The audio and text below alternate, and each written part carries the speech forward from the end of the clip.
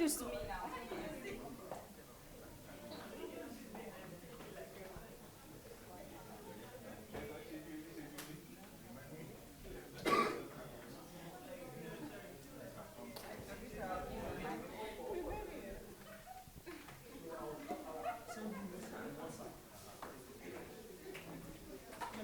Okay, guys, we are ready to go live.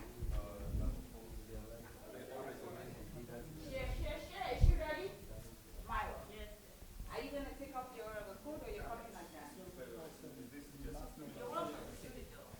Huh? No, let's not do this. Don't do it. No, 1 minute. They are still coming. We're just showing a flag.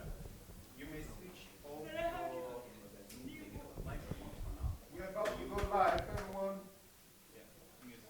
Okay, but I'm ready though. Raise. What is mine?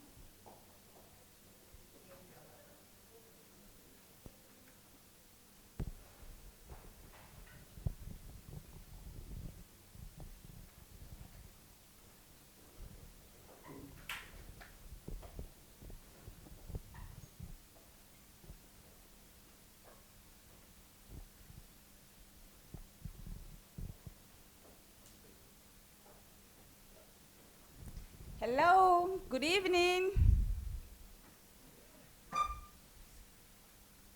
Everything okay?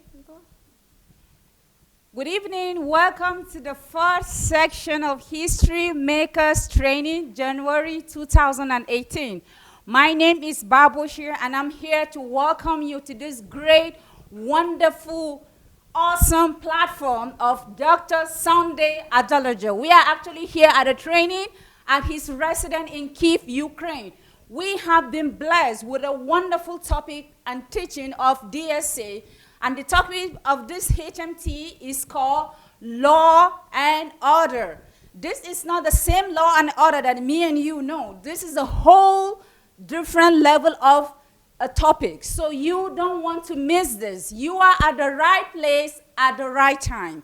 So because love is order, and order is law, or law is order, and love is law, please, if you love anyone, that you want him to get law and order, go invite that person. Don't leave anyone out. Your neighbor, anyone that you care about, please go invite them. Save the time. So we are expecting you, and we are about to start. So once again, welcome.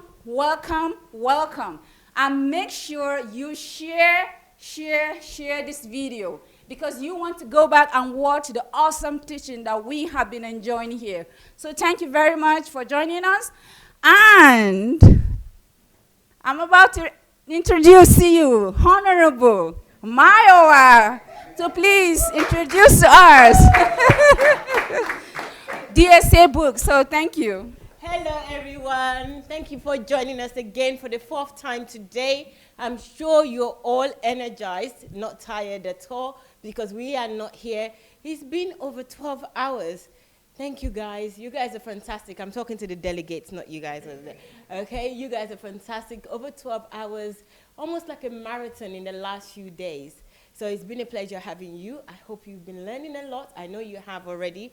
So thank you very much for joining us, everyone online, wherever you're joining us from. We appreciate you so much. But we hope that you appreciate the teachings much more, and also that you will share with other people. So I'm going to ask you now, please, guys, let's do the honors of sharing with as many people as possible. You know how we do it. On YouTube, you can share directly by just clicking on the share icon and posting it to all your various platforms that you're registered on. The good thing about YouTube is that other people don't have to be registered with YouTube to join or watch a video on YouTube. So why don't you do them a favor by copying the link and sending it via WhatsApp or any other platform or medium that you want to share on. It would be an honor. It would be great for you to do that. So please do that right now. And another way that you can share this on YouTube is by clicking again on the icon and posting it onto people's pages on various other platforms that you have. So let me just remind you, on Facebook, there are 3 ways that I know how to share. If you know any other way, you can leave it in the comment section or just do it. So first way is just clicking the share icon again, and that will go onto your page. And from your page, anyone that goes on your page would be able to see the video that you watched or you liked, and they may also share from your own page. And also, once you share and it goes on your page, you would have it on your page for as long as possible. Another way is by you tagging someone. I always like a tag, because then Facebook will send me a message to say that my name has been mentioned, and then I will watch the video. That's always prompt me to check out the video. And of course, another thing that you can do is invite your friends and family by clicking invite or tapping on invite, and that would and you can invite people that are your friends and family on your list. So please do all 3 if possible. I appreciate you already for even watching right now. So guys, without further ado, we have some books. I'm not going to do it in the usual way that I do, because we have people here. Rather than me actually showing you and saying this is what this book is about, as I usually do, I think this is an opportunity, because I do that all the time. And there are people in here, and they have reviewed a lot of the books already. So maybe 1 or 2 people might come up and just give like a sentence of what the book they're reading or they have read is about. I think that would be great for other people to hear. So who would like to join me? Be an upstarter, Law and Order, okay? So who would like to join first? Okay. Yes, okay. Bisala, which book did you read, and how can you just share your thoughts on the book? Raising the Next Generation. Okay. By the way, Bisala is going to do a review on this very soon, a video review with Livio.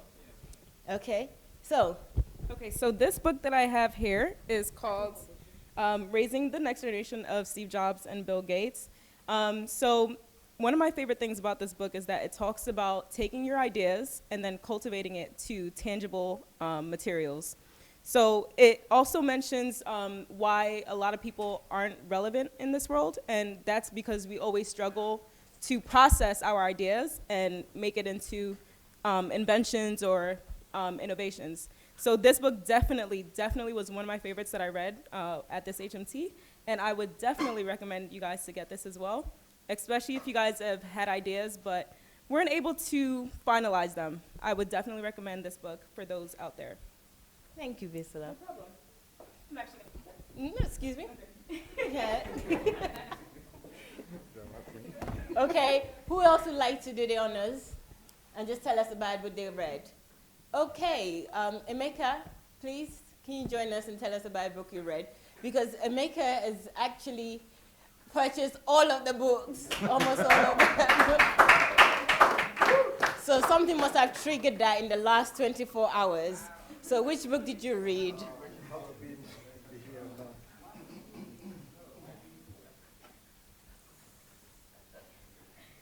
Which one did you read? How to be in the here and now. Where is your copy? Anyone got How to Be in? Yes, we have one. Okay, this is the book. All right, I'll hold the mic for you. Okay, this is the book I've actually read, this HMT, and How to Be in the Here and Now is a lovely book for anybody that really cares about saving their time, that really cares about recovery, that really cares about knowing what they should be doing from per second. If you have set yourself some goals for this new year, I will suggest that you buy this book. It will help to position you in the right direction to get to the goal that you have set to yourself. So it's a lovely book for anybody to pick up, because when you are in the here and now, it means you are 100% committed to what you have said you want to be or what you have told yourself you want to do. So I strongly recommend this book for anyone that really, really is serious about transforming their life this 2018. Wow, brilliant, well done. Interesting, good. Okay, wow, I didn't even have to say anything. Somebody's already jumping up to talk about the book that they read. Well done, brilliant. What book would you like to talk about, sir? Okay, How to Create Your Net Worth. It's not there, I don't think. Anyone else have got how to create your network? Okay, Pearl's got it. Thank you. Yeah, How to Create Your Networks. It's such a good book, which I would recommend to anybody, really. It teaches you how to actually recognize your self-worth and also your net worth. And the good thing about this is the explanation. The differences between those two values, really. Self-worth is the primary worth which you came into this world with, that each and every one of us has got. But net worth is the amount of value which you actually added to your life, to your environment. And it helps you to, and how could you achieve that? It's by using your time productively. Because people run after money. Money is not the problem. People run after money. Money is not wealth. What wealth is your time. And people spend different people spend their time watching TV, but the amount of time that you spend on this book or in developing your life actually really add more value to your life. And I will actually really enjoy you because there are different ways, a lot of things to gain in this book, and I've read it, and I'm going back and going to read it over again and again. I'm going to send a copy of this to my sister who is asking me to actually really send money. She has to read this first.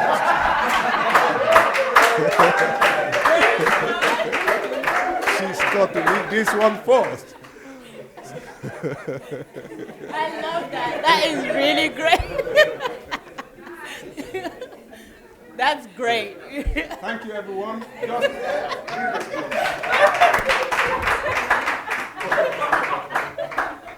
Oh my God, I love that. Guys, jokes apart, we just have somebody here that might have saved you hundreds, if not thousands in dollars.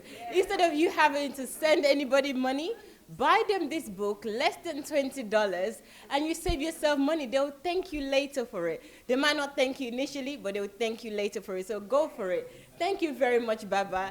Well done. Good job. Okay, who else is going to come up and tell us something? I'm looking at Livio now because I really think he wants to tell us something. Okay, which book did you read? Here?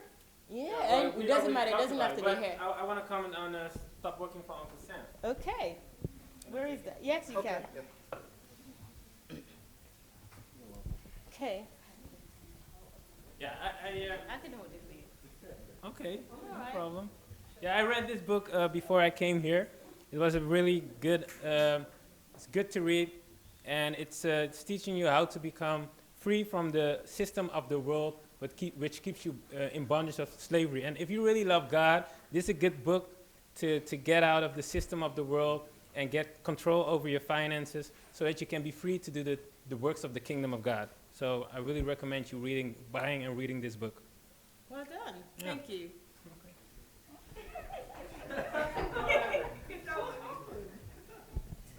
Okay, who else is coming? Oh, I've just seen Christian. Yes, Christian. Who am I? Okay, who am I? Why am I here?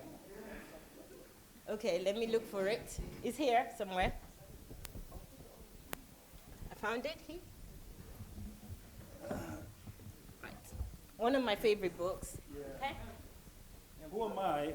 Who Am I is a book I actually read before I came to HMT, and I will consider this book as the foundation of, before you read any book, you need to get this book. Because it's the foundation. Someone said, what's worse than blindness? He said, it's a man without vision. And if you pass through this life without knowing the reason why you're born, without knowing your purpose in life, then you've lived a wasted life. This book will help you answer 5 questions. Who am I? Where am I from? Why am I here? What can I do? And where am I going to? Those 5 questions are things you have to answer before you die. Because if you leave this world without knowing your purpose for existence, someone said that when the purpose of a thing is not known, abuse is inevitable. So basically, if you don't know your purpose, you abuse your life. So I will encourage you to get this book, discover your purpose, fulfill your purpose, and make an impact in the world before you leave. So get this book. Wow, brilliant. Thank you. Thank you, thank you. Okay, who's going to volunteer to come up next?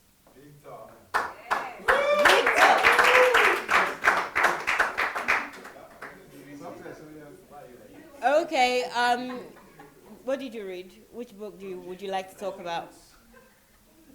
It's not yet. Okay, Dennis, I can see that you're in a hurry to come over.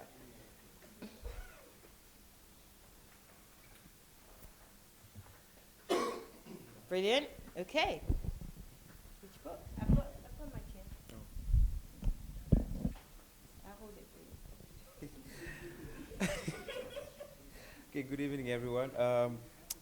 I've read the book Why You Must Urgently Become a Workaholic. It's a wonderful book. It really, if you thought being a workaholic was there's that thing of, why do you work so hard? I mean, get a life, you're still young, but then as a young person, this is one of the best books you can read. It will actually help you. It will prevent you from reading the book, How to Regain Your Lost Years. So basically, because one of the principles that is taught in there is taught in here. So if you get this book, then you won't need to read that one. But but then they are a good combination together. So I would highly recommend this one. Wow. Thank you. Thank you very much, Dennis.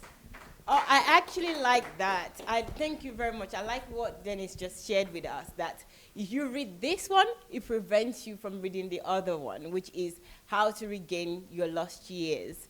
And yes, I think it's a very good strategy. Of course, you can read both. You don't have to just read one and not read the other. But you will need to find a way how to regain your lost years if you already know how to become or why you should become a workaholic. So that's a very good tip that, a word is enough for the wise. So this book, it's 2 for the price of 1. There you go. All right. Okay, who else will come up and tell us a book that they have read? Okay, I think I'll have Regina here to tell us what she has read. You can also tell us a book that somebody else have already shared. Okay, come on.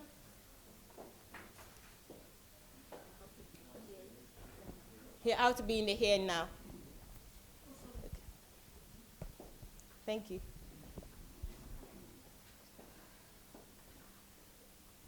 Okay. Okay. This was one of my favorite book. And then even I'm so proud of myself. It only took me, I think 24 hours one day. And it's such an interesting book. This book is talking especially like chapter 1 that I presented. I had a presentation, a review about it this morning. It's talking more about how you should be organized with your everything, daily things, and how to put your mind in order, and how to concentrate. It's teaching you all that, how to concentrate, because sometimes you might be carried away, you are here and you are thinking about something. It's really, once you read it, I know you can be able to control that, because we all get carried away by thoughts and problems. It will just teach you how to master, to concentrate on one thing at a time. Okay, Thank you. You can read the book and finish it. Yay! Thank you. Okay, one more person is going to come up. Is it about this book? Okay, take your book. I just want to talk a little bit about this as well. This book, How to Be in the Here and Now, I think is a very important book for everybody to read.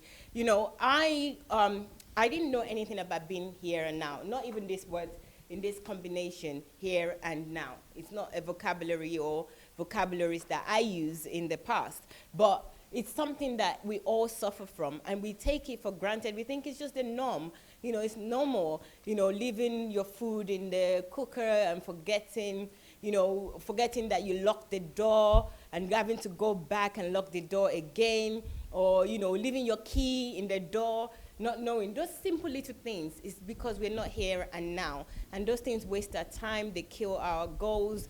It's a lot of challenge in life that we accumulate because we're not here and now. So this is an excellent book. I know a lot of people have read it and they have testified to it, but everybody should have this, even young people, even children. If they can read, I think they should have this, because then they'll be conscious of this here and now. I didn't know this until recently. Even these words, as I said, how to be in the here and now is important. Regina wants to say something else. Okay. I forget the most important part of this book. As we are technologies developing each and every time, I know we all get interacted, especially at work. You find yourself, you come in the office, and first of all, instead of doing your job, what you came for, you are there, you check on your Facebook, you check where. This book can cater that. It will teach you how to keep all those distractions. Because there was even a research that was done in America, and they found out that around 680 million US dollars, billions, is lost due to that lack of concentration. And to cater all that, because it's a very important thing, really, just read these books, you'll know how to do about it. Well done. And one more thing, right? Regina read this in 24 hours. So for all those people that are always concerned, you know, reading a book, when am I going to finish? If she can do it, it's the first time, it's the first book that you read in a day. So it's possible, we can all do this, okay? So how to be in the here now is a good practice for that. Okay, so the final person, what book? Ooh, several books, look at this show off. Look at this, okay. Okay, I think the first book I'll talk about is, okay, thank you. The first book I'll talk about is Where There Is Problem, There Is Money. I actually finished this book on the 1st of January, when that was when most people were busy crossing over at their various churches. And so one thing about this book is the fact that, you know, I knew that the best-selling thing every year is problem. The reason why the media house, the reason why they were so popular is because they will always have one bad news or the other to project. The reason why people are so scared to enter the new year is because of problem. Now, I now picked this book for the new year. I said, okay, let me just prepare my mind concerning problems. So when Pastor said, where there is problem, there is money, I said, okay, let me see if problem actually brings money. Problem will definitely be problem. So I don't think there is any wealth in problem. But the first example he gave was the butter shoe industry.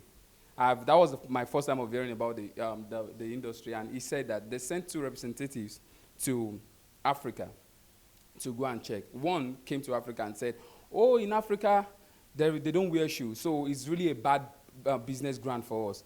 The other representative came and said that, oh, yes, it's true that they don't wear shoes, but why can't we just educate them on the importance of putting on shoes? Then, if they know the importance of putting on shoes, then we'll make a whole lot of sales. And today, butter shoe industry is one of the biggest industry now. They have companies all over Africa, in Kenya, and places.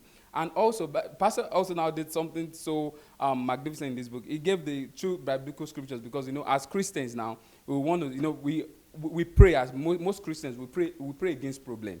So that is even the reason why we are Christians. So Pastor now gave 2 examples about Joseph and David. Now, let's say now, the pastor gave the fact that, you know, the popular story about David and Goliath. Now, David saw Goliath was a problem. Not just a problem to him. Goliath was a problem to the Israelites. And the only thing the reason why David is David today is the fact that he faced the problem. He faced Goliath, who is actually the problem. So that's one thing we will see again in this book. And the story of Joseph also, you know, the popular story of Joseph, we know about the slavery, the fact that he was in prison and all that. Pastor gave an example that he had a solution to Pharaoh's problem. Not just to Pharaoh's, but he had a solution that delivered Egypt. When most nations were starving, this starvation was the problem. But even in the midst of starvation, Egypt was able to even sell to neighboring cities. And that was how he came across his brothers that sold him. So can we now see that problem Every prominent person that we've seen, every rich person that we've seen, nobody's paying their salary. They just discovered one problem and they solved it. That's one thing I really got, one of the several lessons I got from this book. Now, I think I already did a review with Pastor on how to overcome the fear of death. Yes, death is actually one thing that nobody wants to die, but we all want to go to heaven. But reading this book destroyed my mindset about the negative mindset I have about death and the fact that death is inevitable. If you don't die now, you will die later. Nobody can, and death is, yeah, if you don't die now, you will die later. And death is something that is so powerful that, we could give life as human beings. We could give life as human beings, but one thing about death is that it comes to anyone. It comes to infants, it comes to old, it comes to young, middleweight, just name it. Death comes anytime. So death is the only thing that I think is the most powerful thing, because he has the force that it could even bring down the most richest person, the strongest person in the world. It's going to bring, so death. So when we have that knowledge, why can't we just have the knowledge that death could come to anybody anytime? So why not prepare your mind that, okay, even if you don't die today, you will die later. So now, while you are still alive, you should be busy with what you are supposed to do with your life on earth. And now, we are as Christians, Pastor made me realize as Christians, what God has done for us is the fact that this earth is not our place. So why not let's be concerned about heaven, rather than holding our lives here, guiding our lives, getting a lot of security guards and all these things to just keep us, when we know that definitely we will leave this earth one day. So. Wow, thank you very much. Very good. Well done.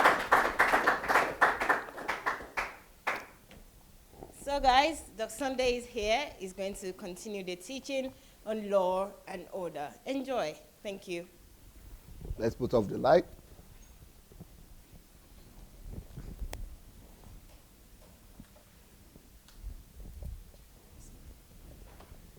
Okay, we are going to continue our classes.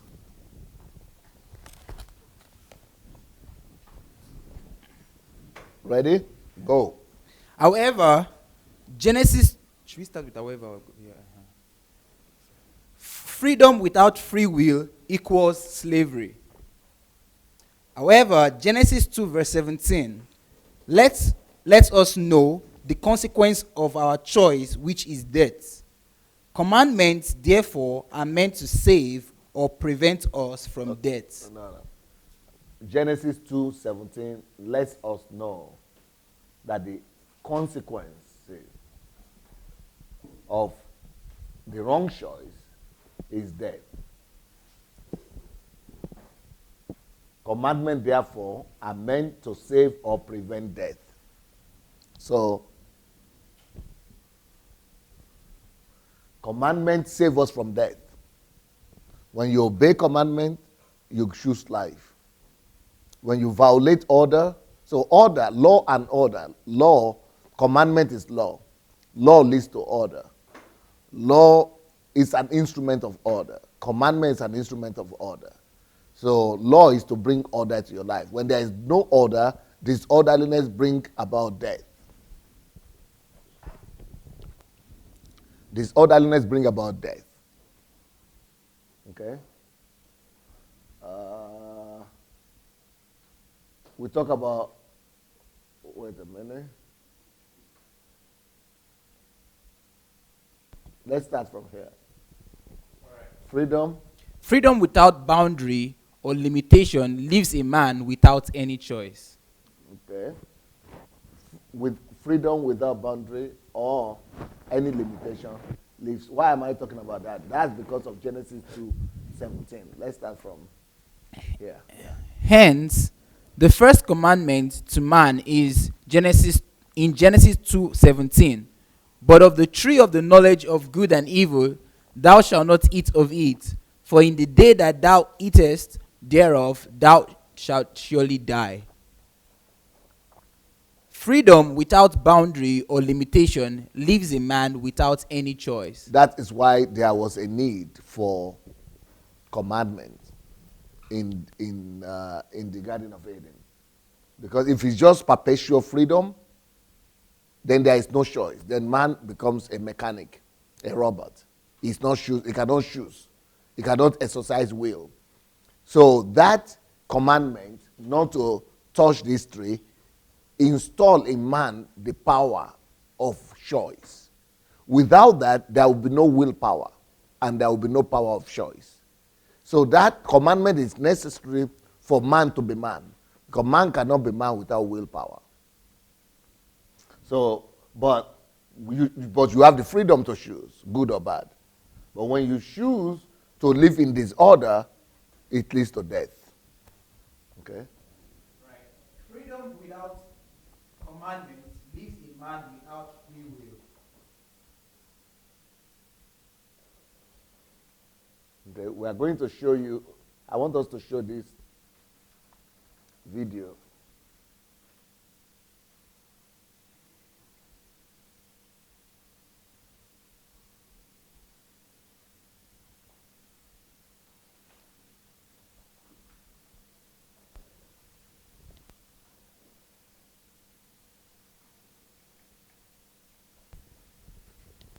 Yeah, the third one here.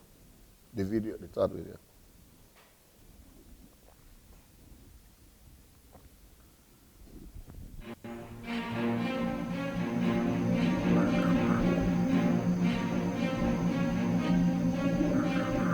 Louder. Oh! Start all over. Start all over.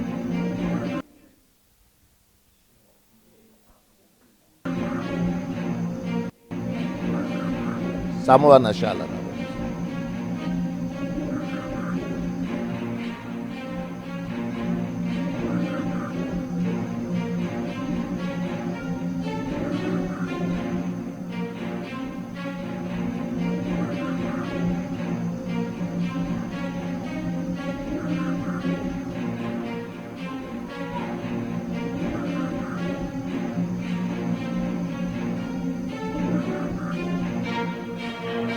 This is what lack of order could lead to. That is a typical example of lack of order in the road only. These are the things that lack of order do. When people choose, they have the power of choice. When they choose to disobey order, to violate order, instead of obey order, this is what you get.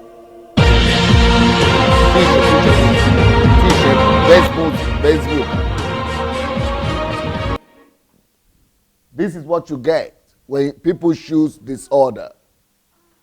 This is what you get. So when you see, that's why God put the power of choice to man and gave man willpower. So you have the right to choose life or death. It is a matter of choice. But can you now imagine a situation where there are no laws, where there are no orders, where there are no regulations? So some people will ask the question, why is it that God put the law in the Garden of Eden? Why is it that God put the commandment that don't touch? Because of this kind of thing. Can you imagine there is no law at all? This kind of thing will be there regularly every day. And can you imagine there are no law enforcement organizations? Life without order leads to death. Life without order leads to destruction. Life without order leads to pain.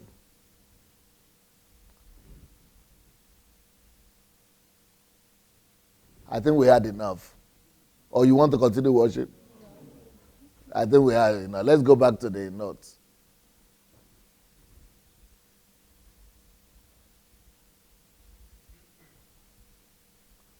So the topic of today is the pains of lack of law and order. See the pains. Even you here are feeling the pains. That is when people decide to go against order. That's the kind of consequences that we reap. When people decide to go against rules and regulations, when people choose disorder over order, the pain is greater than the pain of order. The pain of disorder is greater than the pain of order.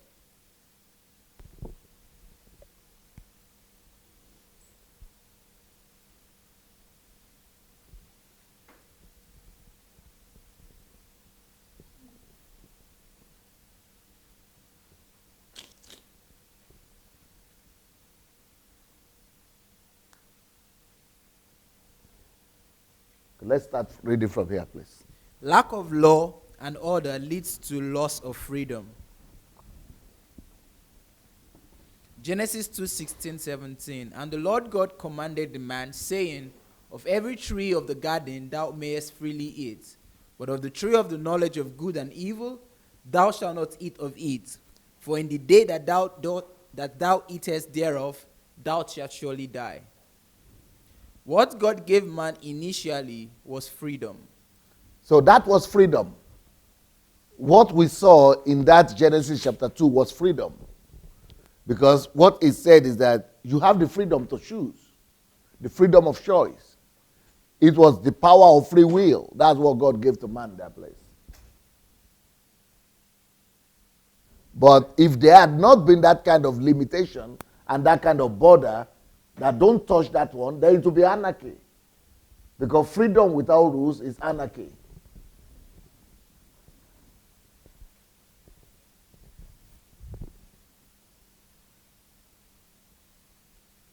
Let's start with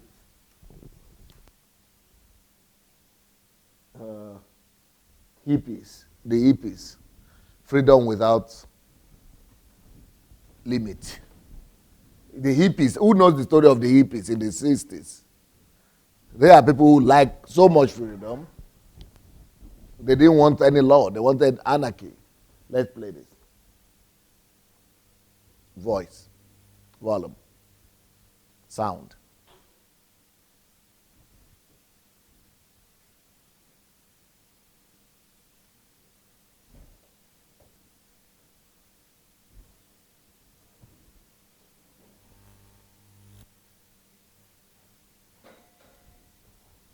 It says mute here, mute here.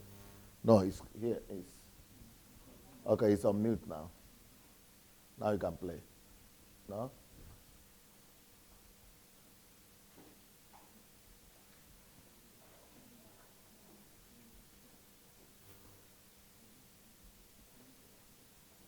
Okay, don't worry.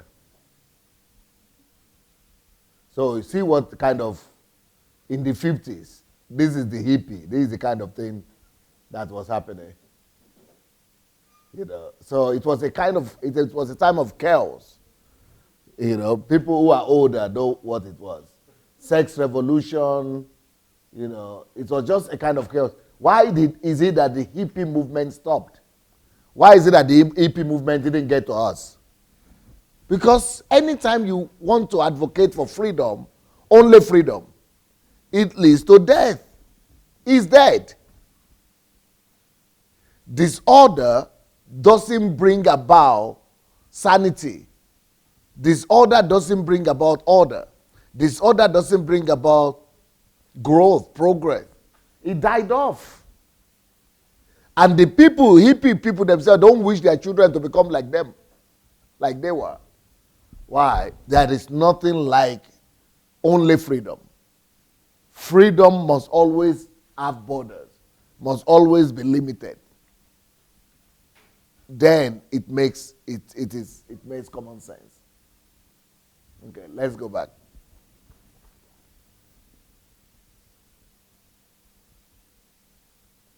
Now let's check Amsterdam light. Yeah.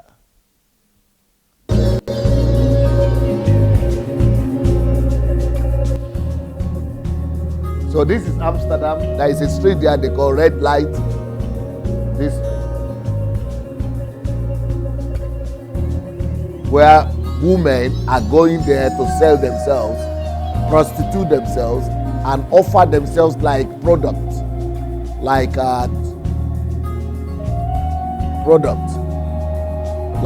objects.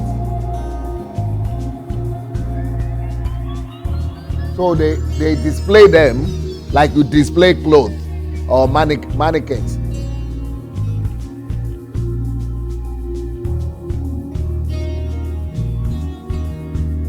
So you see living human being standing there as if it is the mannequin that is standing.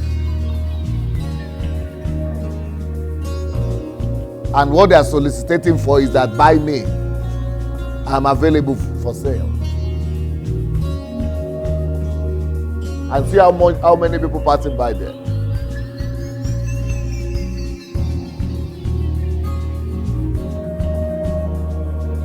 Those are human beings over there. In those windows you see, those are human beings standing there. Those are human beings, living human beings. They are turning left and right. Yeah, those are human beings inside those windows. They are living, though, not their pictures. Though. And it didn't resolve the problem. It didn't solve the problem of prostitution. It never solved it because disorderliness doesn't. Even though they try to put order into sin, but it's still disorderliness morally. Okay, let's go back to our note.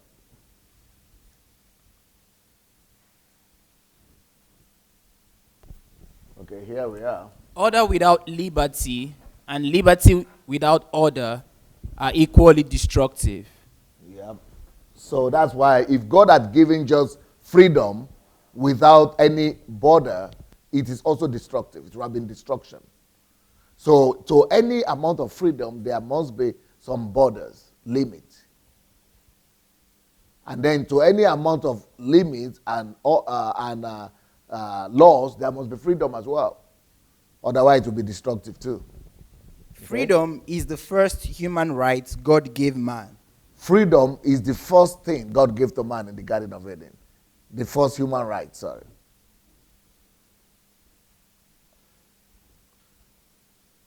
No, don't press. Hence, the first commandment to man in Genesis 2:17, but of the tree of the knowledge of good and evil, thou shalt not eat of it, for in the day that thou eatest thereof, thou shalt surely die. Freedom without boundary or limitation leaves a man without any choice. So that's what we have in Nigeria right now. No laws, just freedom. Everybody just do anything they want. And it has left the country without any choice but poverty and destruction. Without commandment leaves a man without free will. Yep. Let's look at Singapore. What is the difference between Singapore and Nigeria when it comes to society? Regimented society. Society of law and order. Playing a musical instrument in a manner that annoys the public will attract the penalty of $1,000. This is Singapore for you. If you do that in Singapore, you are in trouble. What's happening here? Imagine there's no heaven. It's easy if you try. Someone else connecting to someone else's Wi-Fi without permission attracts $10,000 fine. $10,000 fine. Hugging in public without asking for permission. Listo.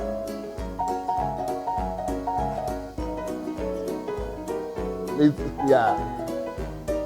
Singing. What? I'm an uptight. Okay. Using foul words. Yeah.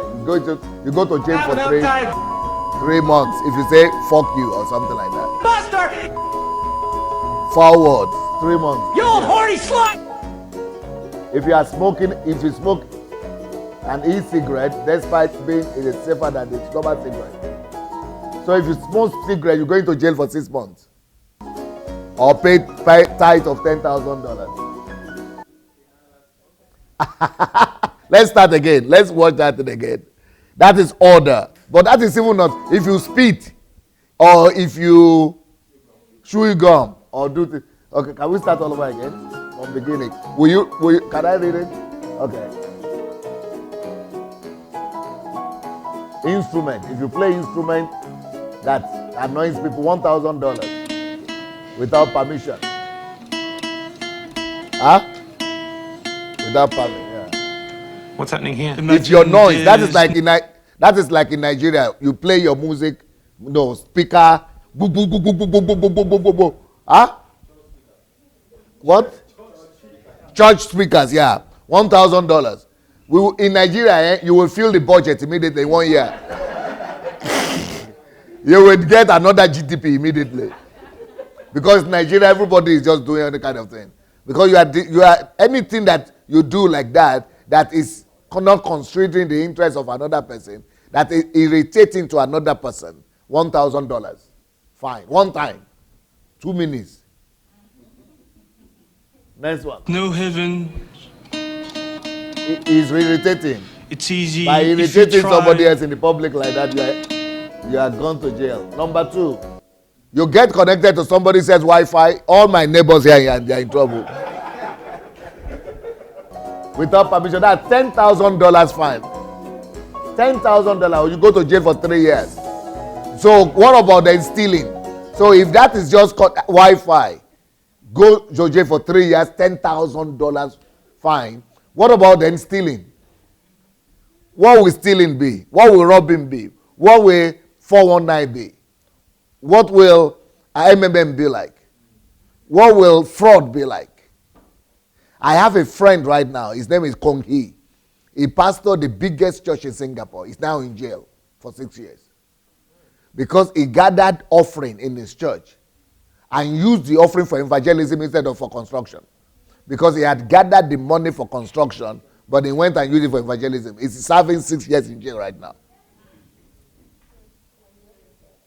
All Nigerian pastors will be in jail. Mayo, that's another program for you. Go and find Kongi. I will give you the name Kongi in jail. You'll see the video. Because he used the money for another purpose than people gave it. We are accountability. We are not talking about he didn't give account. He gave account. He submitted the account. He used it not for himself. We are not talking, yes, we are not talking about buying private jet or buying car. If you hug somebody like this without permission,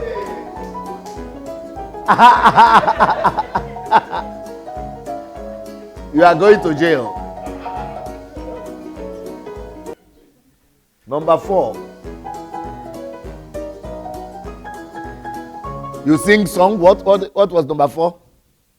Okay, sorry. We got it. I got it. Using words like this. Yeah. Yes. You go to jail as well. 3 months. Or 10,000. You pay 10,000 by using curse words. I'm an uptight. Curse words, $10,000. Or 3 years in jail. You old horny slut! If you smoke cigarette or throw e-cigarette. Okay, e-cigarette is even better, eh? Talk less of the real cigarette. $10,000 or 6 months in jail. What about if it is real cigarette you smoke?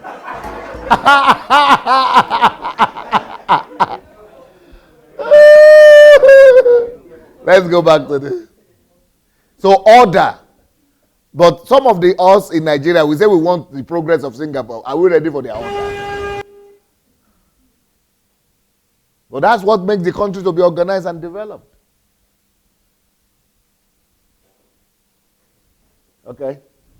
Freedom without boundaries equals bondage. Yep. Freedom without free will equals slavery. Yep. However, Genesis 2:17 lets us know the consequence of wrong choices, which is death. Yep. Commandments, therefore, are meant to save or prevent us from death. Beautiful. That is order, is to save us from death.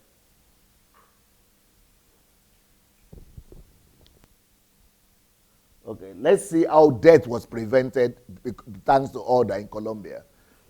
Okay, yeah. Of the commitment made by the city to bring art Louder. to all corners. Louder voice. We have a great institution that we are very proud of. Empresas Públicas de Medellín, which is a Let's world-class start all over organization because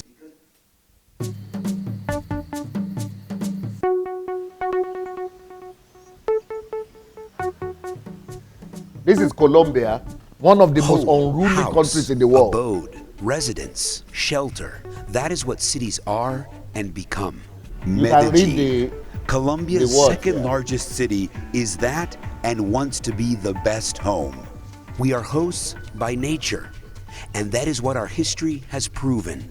A diverse heritage transformed into a legacy that we maintain with love.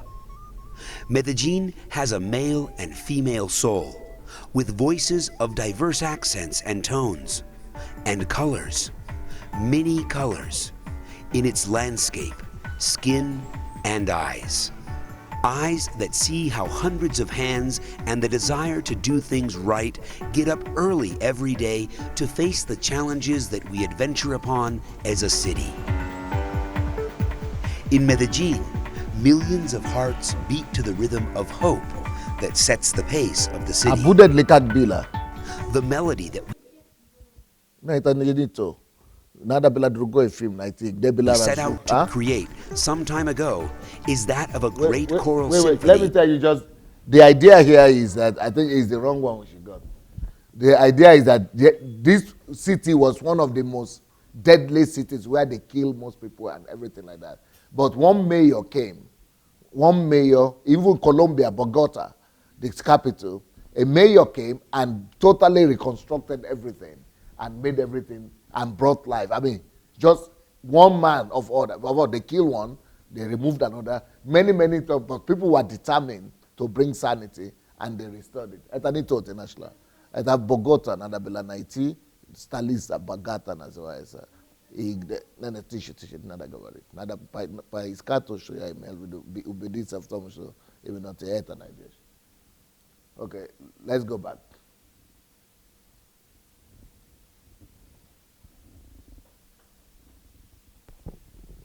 Okay, but let's continue meanwhile. God knows how we are made to function and what is harmful for us. Don't hate. Don't hate, forgive. Just like any manufacturer knows what could damage his products, God knows what could destroy us and what could enhance our living. Isaiah 48:18-19. Oh, that thou hadst hearkened to my commandments, then had thy peace been as a river, and thy righteousness as the waves of the sea. You see, if you add into my commandment. But why commandment? Because commandment is law. Law and order. Law leads to order.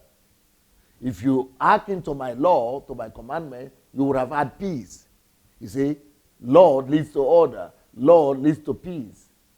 As a river, and thy righteousness would have been like wave of the sea. Yeah, go ahead. Thy seed also had been as the sand, and the offspring of thy bowels like the gravel thereof. His name should not have been cut off, nor destroyed from There is no destruction where there is order. Order prevents from destruction. That's what the Bible is saying here. To love God is the greatest commandment. Love your neighbor because we are made in God's image. God is love.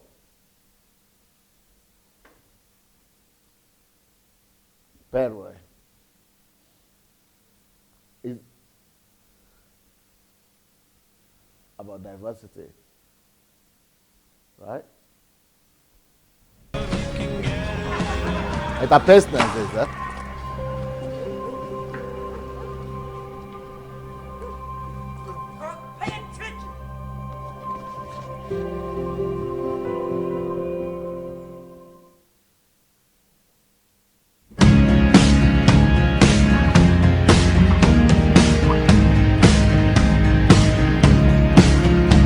There is a clip about diversity. Okay, let's move on. Yeah, next. Sharp minutes go. We'll go back here.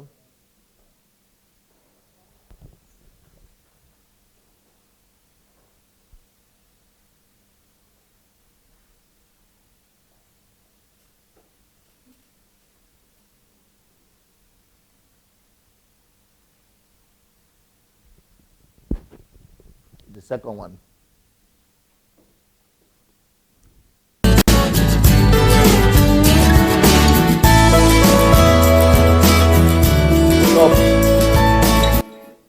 Technological development is as a result of order as well.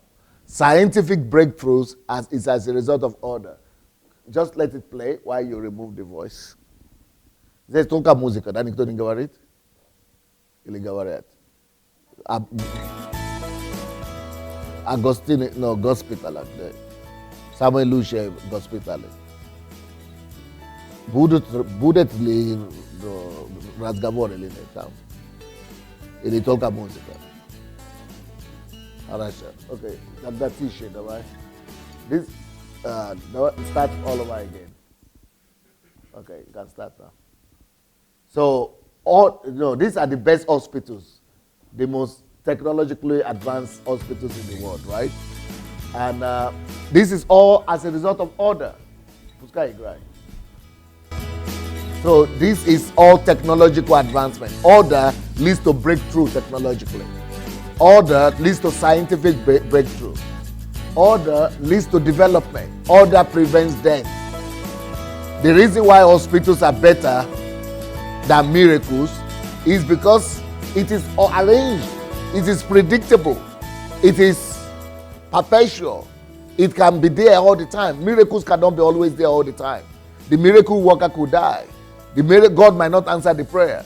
The miracle might not. So our investment, our strength, and our energy should be invested in developing technological order, bringing about breakthrough, technological breakthrough. Getting to know about technology, getting to discover things. Instead of all African countries putting all the energy in churches, spending every day in church, we should be spending every day in the laboratory, in research clinics, in the research institutes. It is research, law and order, progress. These are the things we should be directing all the energy of our people to, so that they will, because these are the things that are predictable.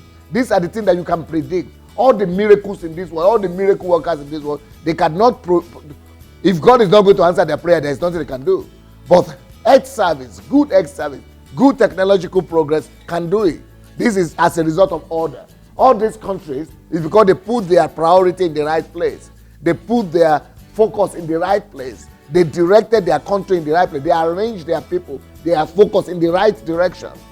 Not just sending them to church to pray. They work for it. And that's why they get the result. These are the best hospitals in the world. But in my country, even my own president has to travel outside for medical treatment. Because we are going to pray in church.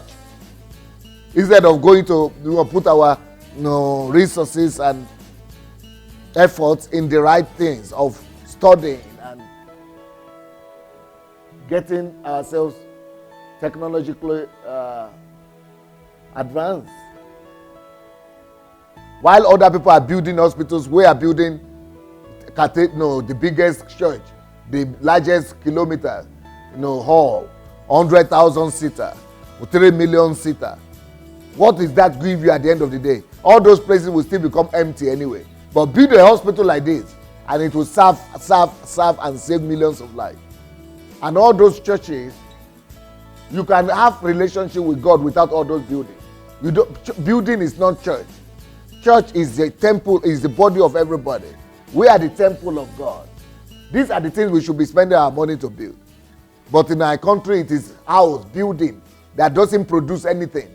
And those buildings, they spend billions to build. Only on Sundays, people gather in them. It's empty from Monday to Saturday. Once a week. And you spend billions on them. No order in thinking. The white is out. Slide. No order, no constructive order in thought. So, to bring order, we need education. To bring order, we need enlightenment. Almost every day, I've been telling you about how Americans brought order to their society. Whenever they saw that there is something lacking, there is something where there is an area of life where they are weak, in the 30s, 40s, and 50s, they will always use film to educate people.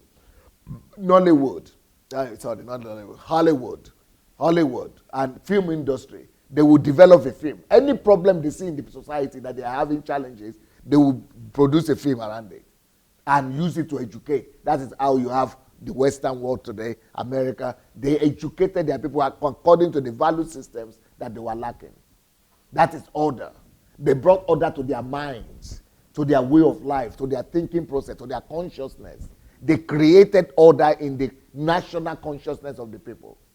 Let's see an example of how America in 1949, they produced this film in 1949, teaching their people, because they were saying there were rapes, there were issues of rapes, there were issues of divorce, there were issues of, just wrong attitude, young people were not behaving responsibly. They wanted to cop that and correct it. So they created a movie, a film, whereby it was one channel in that time in the whole country. The whole country sat down to be watching this thing. So that's how a new culture was developed. Today, we must use the same strategy. We must involve the media, the Nollywood, film industry, entertainment industry, the musicians, and give them value systems and make sure that we work as a united nation, as an entity to form the value system that will lead to national development and civilization. Let's see how these people did it. Put on the film, please. Zvuk. What's that? Robson, what's that?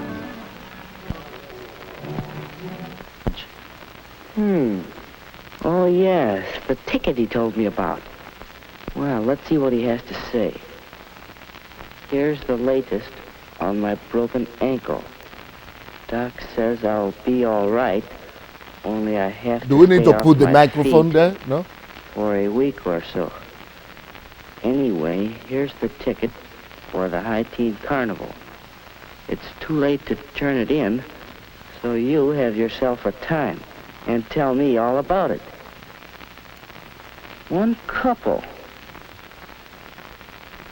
That means a date. Not like just going around with the crowd. Just me and the girl. Well, that's all right. Only, what girl? Who? How do you choose a date? Whose company would you enjoy? Well, one thing you can consider is looks. Woody thought of Janice and how good-looking she was. He'd really have to rate to date somebody like her.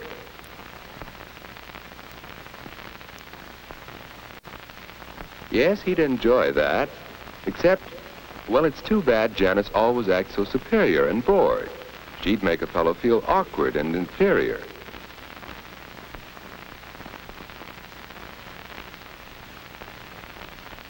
Well, perhaps someone who doesn't feel superior. There's Betty, and yet it just doesn't seem as if she'd be much fun. What about Anne? She knows how to have a good time and how to make the fellow with her relax, have fun too. Yes, that's what a boy likes. He wants to know he's appreciated. Anne would be fun on a date. So Woody decided he'd ask Anne for this first date. But just how should he ask her? And what if she refused? No, it won't be easy asking for that first date. Well, Woody, hi. Hi, Ed. What you doing? Just thinking. Don't work too hard. Okay. The bottom line is this, that anything we see, the society Ed, that we see... This private? No voice. No, Stop. stick Stop around the if you like. The society that we see right now, today, in America, in Europe, they are not act by accident. They didn't just come about out of nowhere. People, informed people, created these nations through informed effort, conscious efforts. They created concrete value systems, starting from the days of the Protestants. The Protestant ethics, they established all these values that created the Europe we see today, the America we see today. This is just about dating. This all is a long film talking about the do's and don'ts, how to relate to a lady, what to do, what not to do, how to behave yourself, but this is not, it could be anything. We could teach people how to treat other people, how to cook in the house, how to use it. Even they were teaching all that. Toothbrush, cooking, dressing, everything. That is how we don't just assume that a nation will just by itself come to consciousness. There must be a concerted effort where the whole nation is nurtured into some value system. That is order. Then we have to create an order in the minds of the people. As the man thinketh, so he is. We have to determine what are the thinking, the value systems that bring about growth. And I've already worked that out. I've already worked out 20 value systems for Nigeria that will lead to development, growth, economic prosperity, and advancement of human capacity, human development capacity. I've already worked that out. I already have a list of the value system that will take Nigeria to become the first nation in the world. But then we have to have a concerted effort and program on how we are going to inculcate and imbibe these values into the mindset, the thinking system, and the faculty of the society, just like they have done now. So we shouldn't think it's infringing in anybody's rights or where, it's the dictatorship. That's the biggest democracy in the world, and they did it. But we want to start where they are right now. We don't want to start where they started. We have to also start where they started. We have to start from the scratch and educate our people and work out a program of national enlightenment and build our country based on specific goals, values that will lead to the end result that we expect. It has to be an informed process of building society. Now, when you go to America, these things are no more there. So you will think it's just chaotic. People just became developed in Europe. When you go to Europe, these things are no more there. But they used to be there. Because Europe didn't just become developed. So when we go now, we think they just became like this. So we were trying to imitate them where they are right now without knowing how they got there.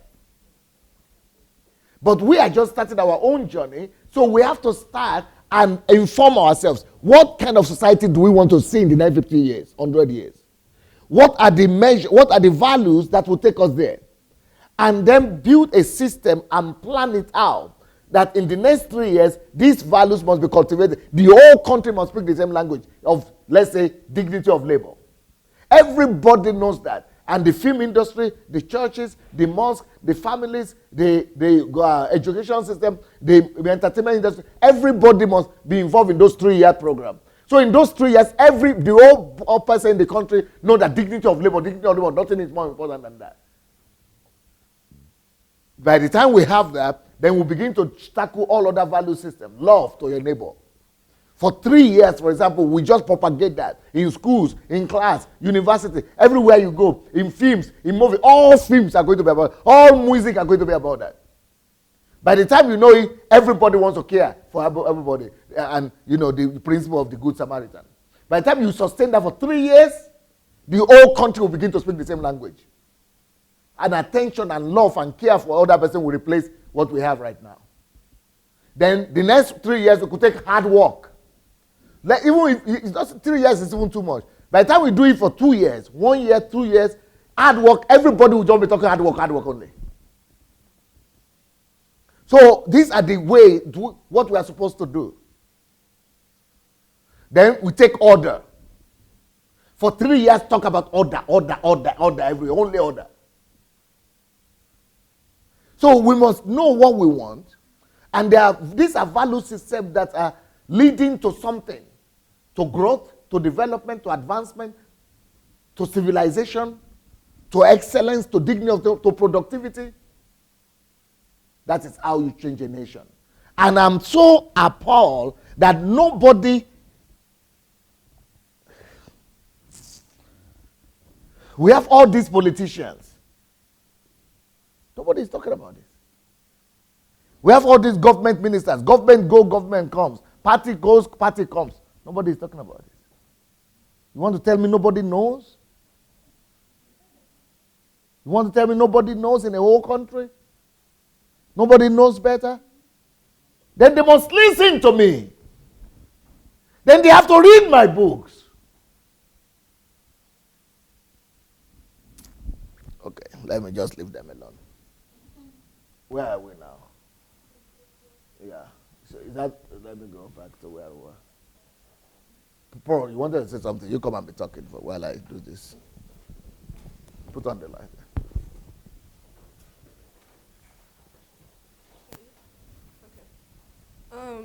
Anyway, what you just said about how when we want to change our nations, we have to start by having a value system that we want to spread throughout the nation, and we should use every resource that we have to spread it.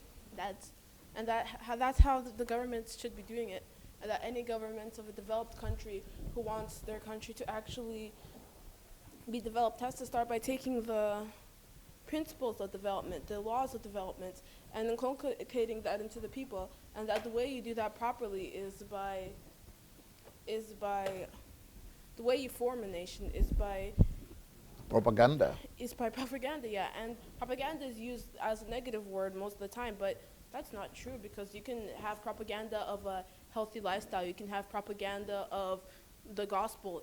Propaganda is just spreading an idea. So, yeah. And I thought that, and then Daddy was saying, how come nobody, Dr. Sunday Lodge was saying, how come nobody talks about this? How come politicians are just quiet about this? And I was just thinking that it reveals so many things.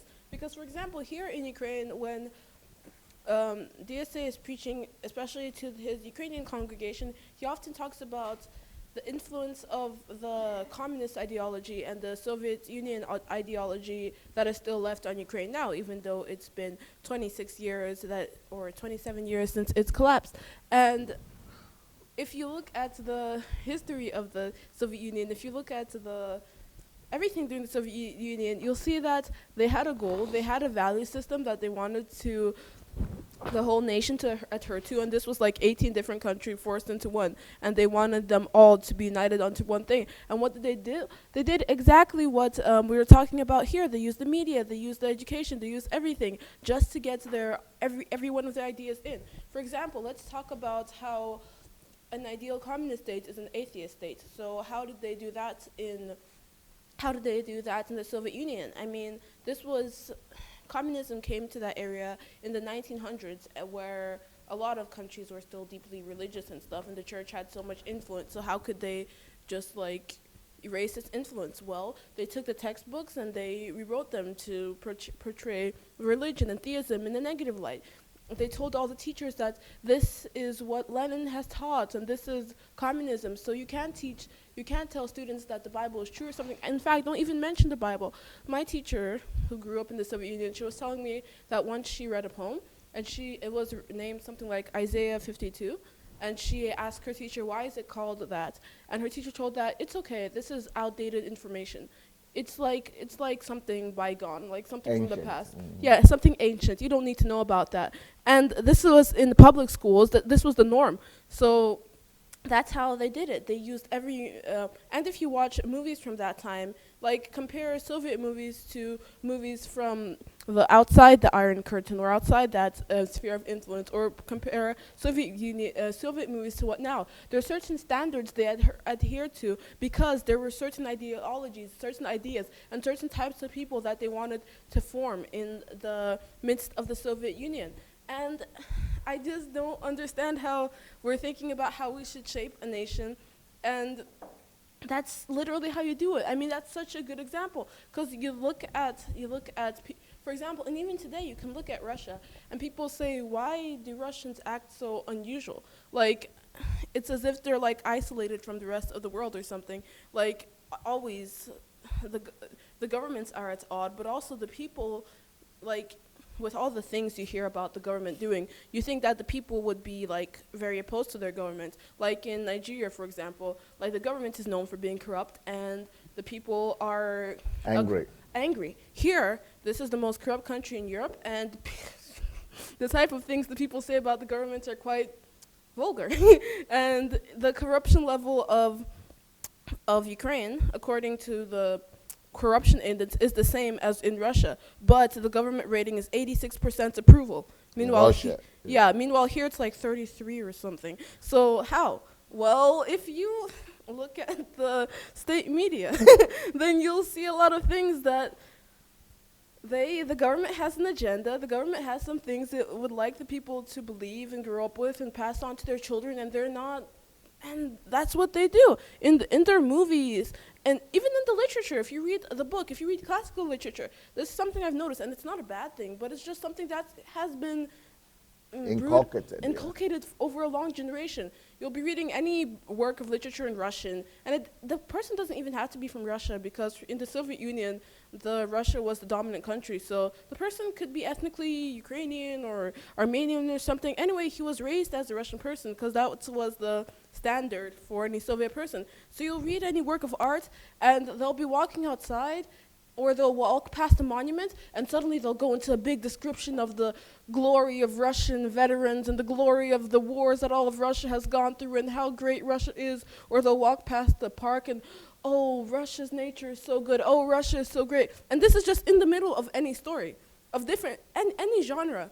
And like in school, kids are the best thing to teach if you want to form a society later on that will adhere to your agenda. So of course they'll teach you like about the glory of Russia or about how good the government is, and that's how you do it. And when we look at same thing in China, same thing. Yeah. And Europe, they did that in the 40s and 50s. And we look America, at governments doing that, and we say, oh, propaganda. But like, think about that actually. What if we did that? And of course, not in the bad way of that we have our own selfish, but the only difference between what we should be doing and what they're doing is that the government has its own selfish agenda, that it's not being completely honest. It just wants to. But we have the values of the kingdom. Status. But yes, exactly as DSA said, we have the values of the kingdom. We are trying to bring law and order to our society. So if we're trying to bring law and order to our society, then we have every right to use the resources we have, the resources that help form a nation, the resources that I think God has even provided for us, so that we can effectively bring law and order to a society in order to inculcate and propagate the value system that every nation should have. So thank you very much for clearing that up at this HMT. This has been a big revelation for me.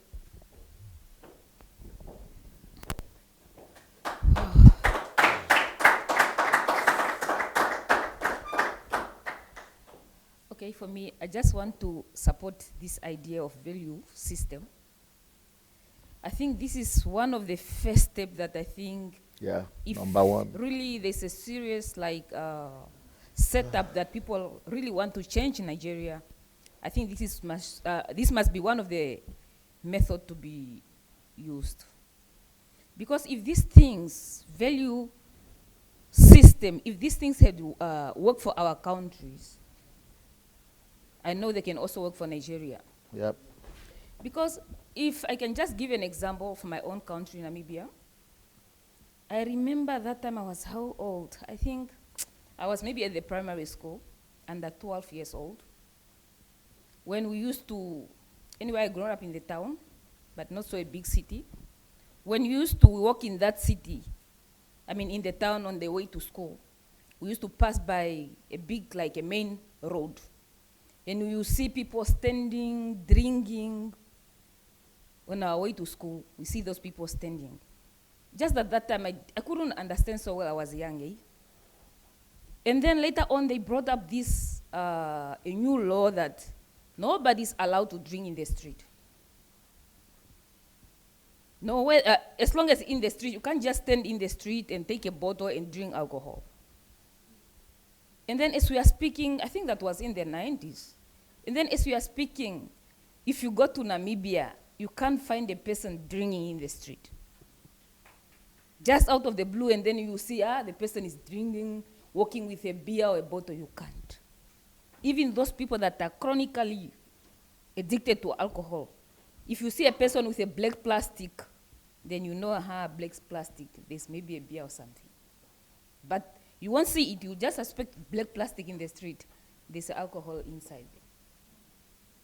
Another thing again that I've seen, they implement this that nobody's allowed to spit saliva. Whatever, it doesn't matter in the street or where you can't just spit saliva, you can't do that.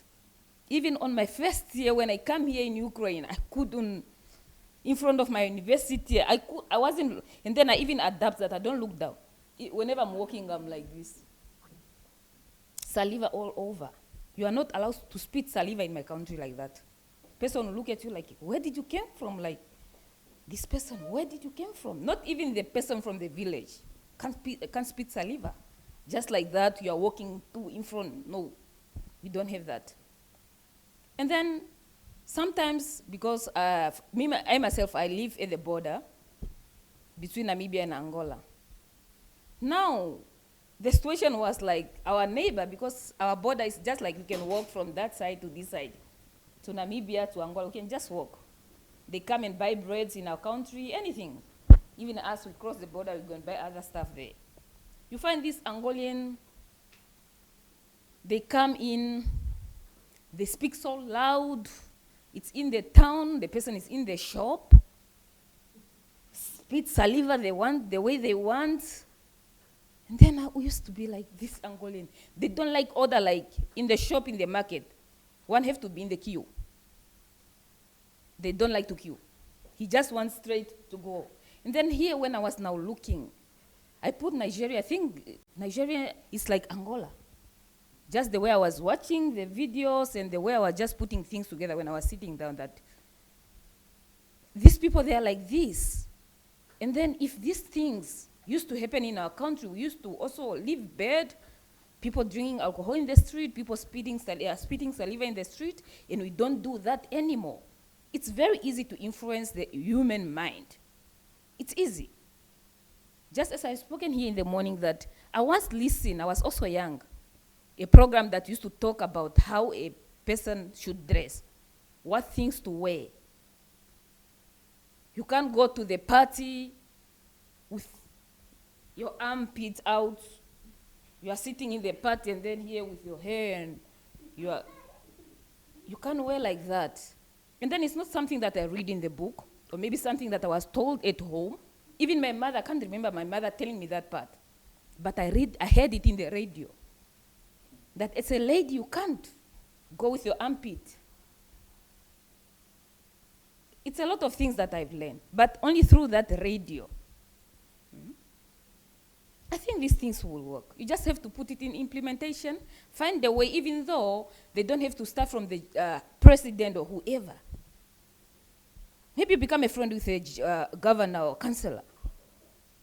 Friend, meeting, dinner, lunch. You talk. Those people, they lack things. They pretend like they know everything. They don't know. They don't know. They only have the knowledge that they gain from school, just the same way like you. Just that you didn't get opportunity to go in the parliament. You are not connected.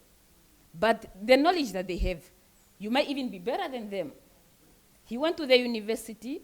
After university, his father was a former president. He get connected, he get nominated, he become a councillor, he become a governor.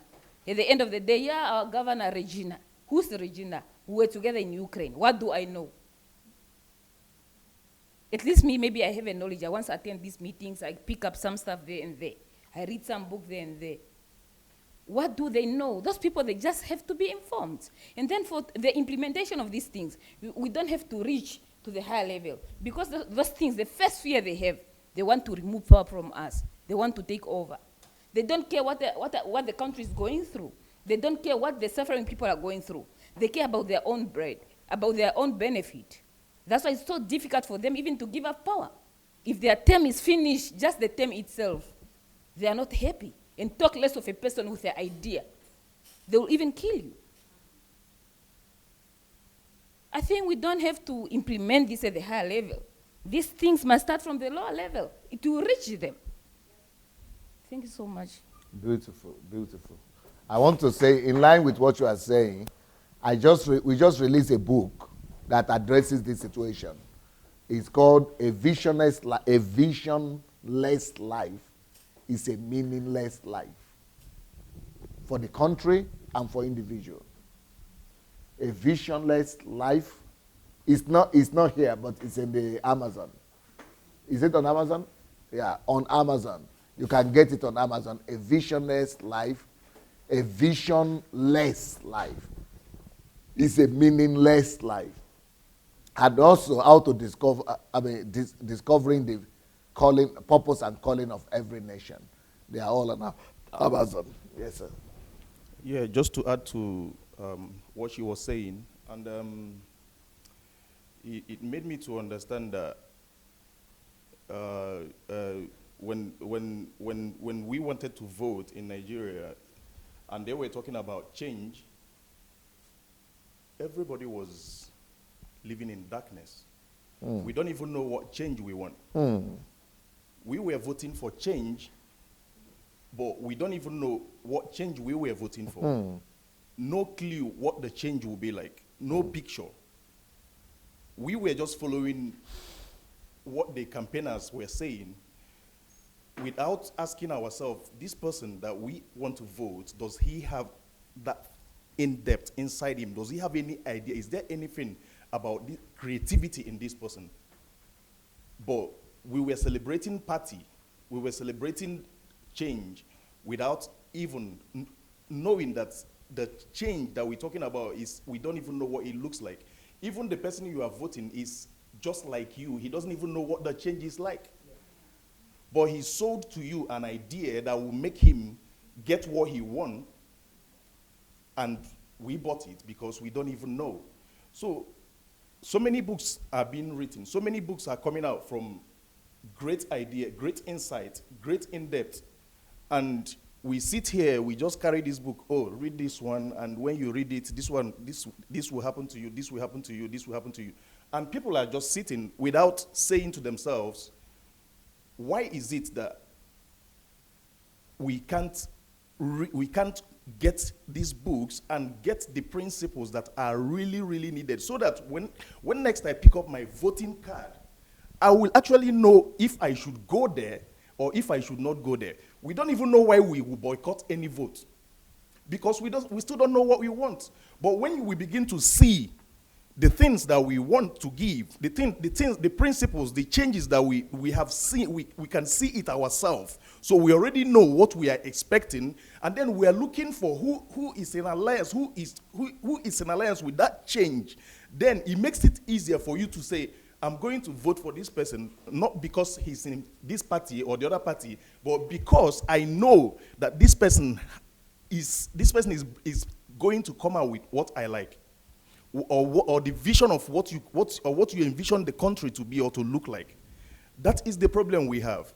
And if we will start reading, if my fellow Nigerians will start looking for ideas and buying these books, for me the prices are not even bad. The prices of this book are not even bad. We want great future for our children, but how are we going to get it if you don't have any plan, any insight? That's the reason for all this whole thing. But we're still struggling. We're still struggling. No matter how much vote we vote from now till whenever, Nigeria will still keep getting worse, because we are the change that we're looking for. If we can't read, if we can't see, then don't expect that the person that you are voting is seeing, because it's also as blind as you. Thank you. Let's go back to the notes.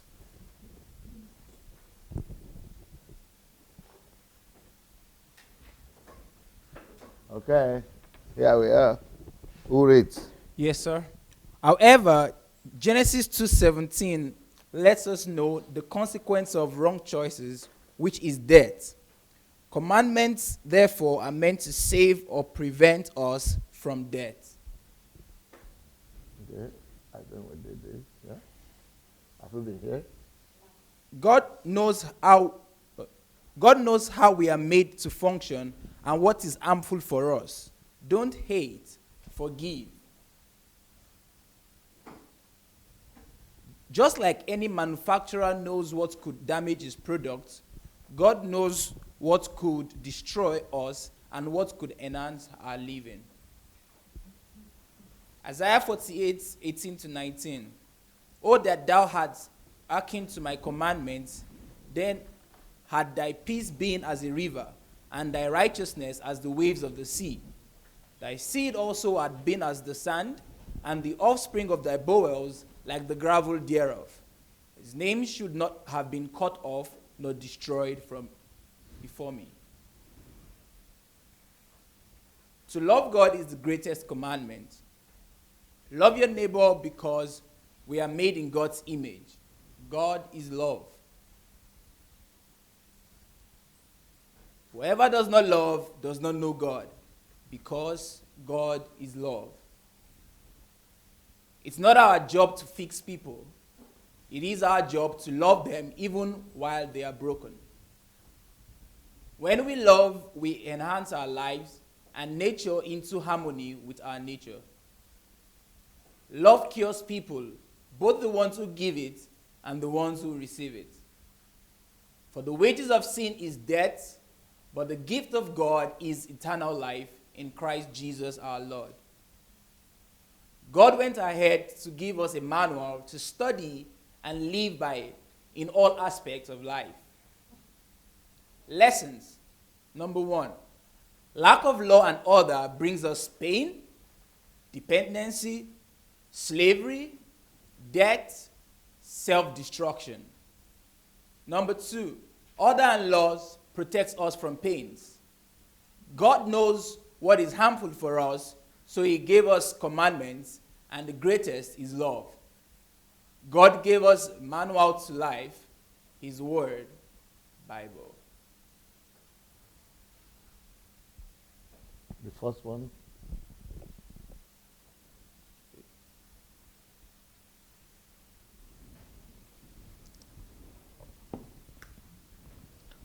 Where law and order functions. You have the volume. Number 17, Cat Island. In Japan, you can find a place called Tashirojima Island, where cats are in charge. At Tashirojima, the number of cats is higher than the number of human residents, and that's on purpose. Locals have considered cats to be bringers of fortune, and that is extra true if you take care of them and feed them. So the local cats are treated like royalty, even though most of them are kind of feral since many don't actually keep them as pets. There are currently less than 100 residents in Tashirojima, and those few humans are fiercely protected. No voice. No voice. You see, in some countries, cats are treated better than human beings. In Ghana, not Africa, not just in Ghana, all of Africa, cats are treated better than human beings. Okay, go ahead, put the volume. Known as Enchanted City is a place that is known for its amazing and magical structures. However, they're not exactly the man-made buildings you might expect from its name. They're actually a collection of rocks that have been formed into distinctive shapes by the wind and the nearby river. These rocks include memorable shapes like a man's face, hippopotami, a turtle, and even bears. Number 15, Colmar, France. Taking a stroll in Colmar will make you feel like you've walked straight into a children's storybook. The town is often referred to as Little Venice because of its scenic waterways and canals, but is also known for its cobblestone streets and classic European village-style houses. With its fountains and lights in the square, it's easy to feel like you're somewhere magical. It's easy to see why this town was the inspiration for the setting of Beauty and the Beast. Number 14, Hidden Beach. This is the Playa del Amor, which is more commonly known as the Hidden Beach because of its magical seclusion. It looks like something out of a fantasy movie with its wide-reaching sandy beach, crystal blue water, and strange rock formation framing it all. While the archipelago it was a part of was created by volcanic activity, this weird cave beach was allegedly caused by bombs that were being tested or dropped in the area. Number 13, Red Sea Beach. This marshy area in southern China looks like it was made through some sort of special effects or Photoshop, but it's actually a naturally occurring phenomenon. The red grasses of the Red Sea Beach Marsh come from a plant called Chenopodium. It thrives in alkaline soil, which affects the chemistry of the plant and is part of the reason why the plants turn red. Staring out into this marsh at the peak of the red season will make you feel like you teleported to another world. Number 12. Neuschwanstein Castle. King Ludwig II of Bavaria wanted a quaint little getaway from everyday public life. So he built this castle. It's not just any castle, it's one of the most majestic castles you could find anywhere in the world. Construction of the Neuschwanstein Castle began in 1868 and didn't finish construction until 1886. This majestic structure has since been turned into a public museum and not just a getaway for a king. Number 11. Austrian National Library. This was formerly known as the Royal Library to the Habsburgs, but has since been converted to the Austrian National Library. Its current collection contains around 2.5 million books, some dating all the way back to the 14th century. Along with books, you can find ancient pressed paper, maps, prints, and even music. All of this combined with its extravagant architecture and design makes the Austrian National Library feel truly magical. Number 10. Palace Castle. This Romanian castle was built between 1873 and 1914 on a route that connected Transylvania and Wallachia. It was built in a neo-Renaissance architectural style and would have cost the equivalent of $120 million by today's standards. Of course, the castle comes complete with several murals, statues, and a crazy garden. This picturesque castle seems straight out of a fantasy painting. Number 9. Paro Takstang. The Paro Takstang is a prominent Himalayan Buddhist temple complex and a sacred site built into a cliffside in the upper Paro Valley of Bhutan. It is also known by the slightly more dramatic name, Tiger's Nest. This scenic temple is known to be built around the cave where Guru Padmasambhava meditated for 3 years. 3 months, 3 weeks, 3 days, 3 hours in the 8th century. To find this temple, you have to climb 10,000 feet by either foot or by mule. Number 8. Angkor Wat. Welcome to the City of Temples, otherwise known as Angkor Wat. It is a religious center in the middle of Southeast Asia and has since become the symbol associated with Cambodia. It is of course majestic and beautiful, but is perhaps more striking because of the way the architecture is destroyed. After decades of falling to neglect and ruin, part of the Angkor Wat was reclaimed by nature. Huge trees and roots cover parts of the buildings and even create new forms on their own. Number 7. Wistman's Wood. This is Wistman's Wood, a place known as an oak wood that is the highest oak wood in terms of altitude in England. It has been mentioned in writings for hundreds of years. It's probably the leftovers of an ancient forest that once covered a much larger area than it does now. While the Wistman's Wood is no longer the big and glorious forest it once was, it is still pretty magical. It is known for its mystical green-looking oak trees that seem like something more of a fantastical past. Number 6. Shiratani Unsuikyo Ravine. Japan is home to many famous landmarks, but is also home to some magical places that you probably have never heard of. This is the Shiratani Unsuikyo Ravine that is known for its strange, naturally formed shapes. There are some hiking trails through the forest which actually date all the way back to the Edo period, which was the 17th to the 19th century. The moss-covered forest is actually known to muffle the sound of footsteps and voices, creating a mystical bubble of silence around you once you enter. Number 5. Sot de Brot. Tucked away near the bottom of the Aarhus Gorge in Baudry, Switzerland is the Sot de Brot. It is a beautiful stone bridge that makes for a whimsical scene and photo op. This gorge is a very popular place for hikers to visit because of how cool it looks. Surprisingly, no one really knows the origins of this Tolkien-esque structure, which just adds to the magic of it all. Number 4. Crooked Forest. The Crooked Forest is a truly strange place that seems like it could only exist in a magical fairy tale world. For many years, people didn't understand why these trees are curved into such strange shape. It looks almost as if someone casted a curse on this forest, found on the border of Poland and Germany. Some suggest that the trees were buried under a very terrible snowstorm when they were young, but there is an explanation that is much more fascinating, involving a forester who manipulated the trees into a certain shape, hoping to make furniture out of them. No matter what happened to this forest to make it look the way it does, it is a mysterious and magical place to see. Number 3. Jigokudani Monkey Park. Jigokudani translates into Hell's Valley, named as much because of all the naturally occurring hot water springs that cover the whole valley.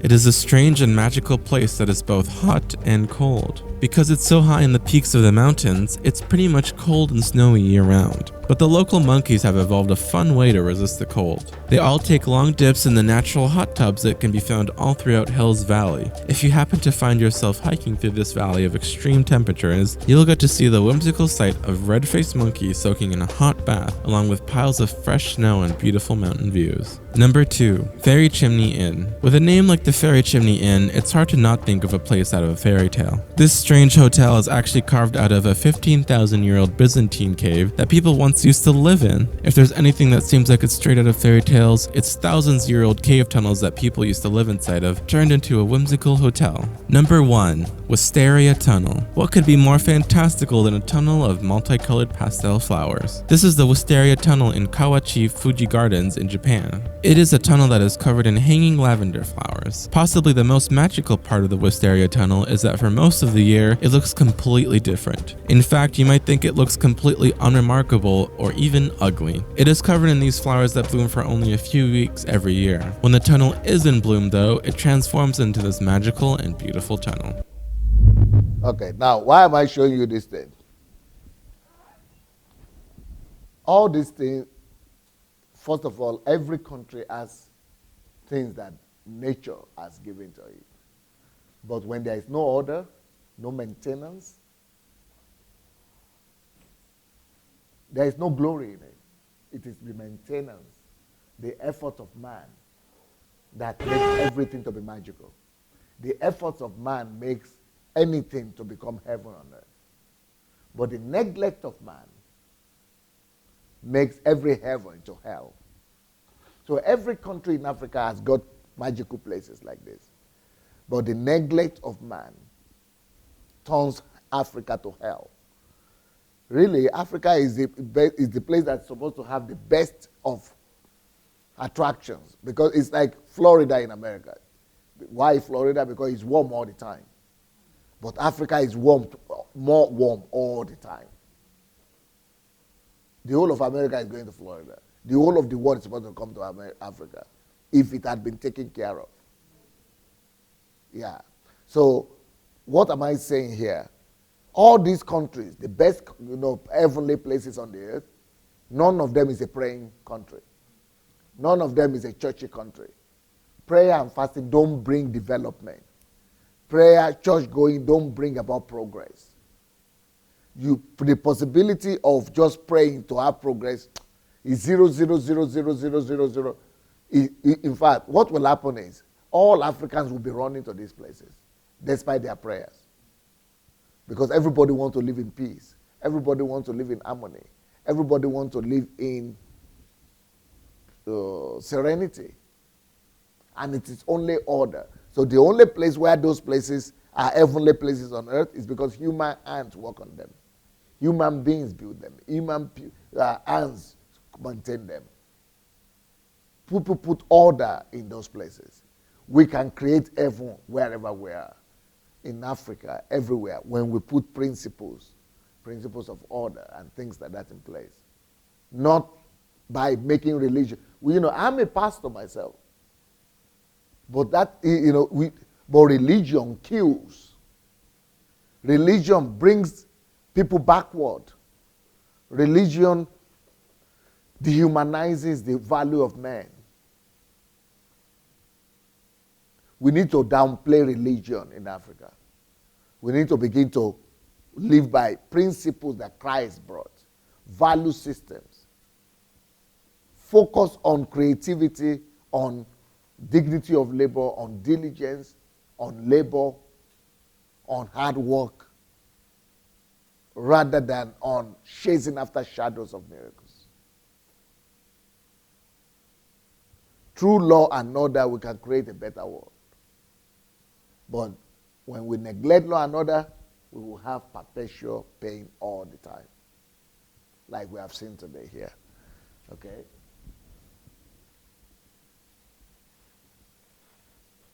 Can you do the second?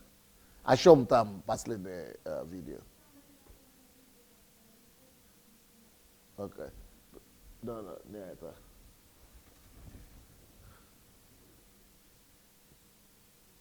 Let's go back to Perwa давайте. Или это уже смотрели? Это музыка, нет?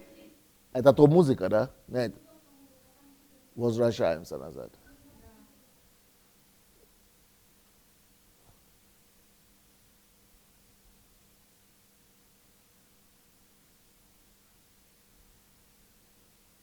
Ты Колумбии так и не нашел, да, как перестроили?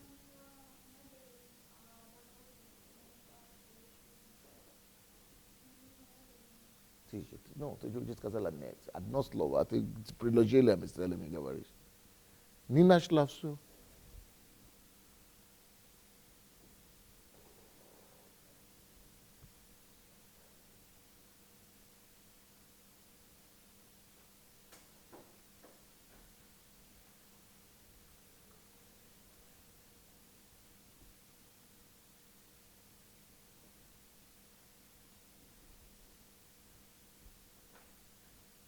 Let's do the first one here.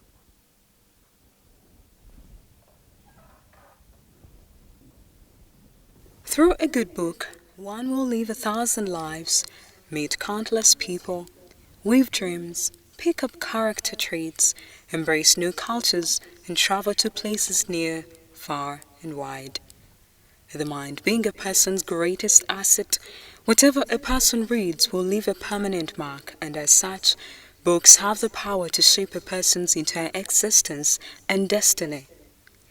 Literary experts argue that the measure for the progress and civilization of any nation is in the quality, the number of books, and the number of persons familiarized with reading them. Dr. Aaron Mashenjesi is an associate professor in Makerere University School of Languages, Literature and Communication. Our horizon of understanding, it also makes us more informed, because we get information about things that we didn't know. For me, a book is like a journey, You take a journey. For every journey, that's my perspective. I think every journey you take has an impact on you, isn't it? True. Yeah? So a book is a journey, a book is life, a book is an experience. And so for me, it's that significant. They raise concerns about Uganda's reading culture, which according to them has been neglected and leaves a lot to be desired. We do not make effort to read. Yeah? We do not, it's not part of our habit, it's not part of our daily things that we think about. Hilda Tuanjerwe is the Executive Director, Uganda Women Writers Association, FEMRIGHT, who says the reading habit can be formed and learned, but it's something that should be taught right from childhood, especially by parents. We have children. What are we buying for them? What is reading part of what we talk about when these children are growing up? So I think we do not grow up in a book reading culture or a book culture. So instead of buying a book for a present, for example, you buy a cake. This raises concern about the relevance of the books available on Uganda's syllabi, right from the lowest levels of learning to tertiary institutions. There are not enough Ugandan books on the syllabi, in spite of Uganda having countless accomplished authors. Include more local content. That is the way to go. And I'm not just talking about books that are taught in schools or literature syllabi or English comprehensive books, and what kind of stories do you put in there? Are they stories about snow and the Arctic Circle? Are they stories about our society? More local content is what we need.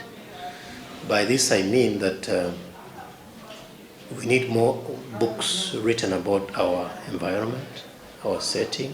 Nobody else, you see, if nobody is going to teach Ugandan literature, it won't be taught in Tanzania, it won't be taught in Kenya, it won't be taught in London, in the UK.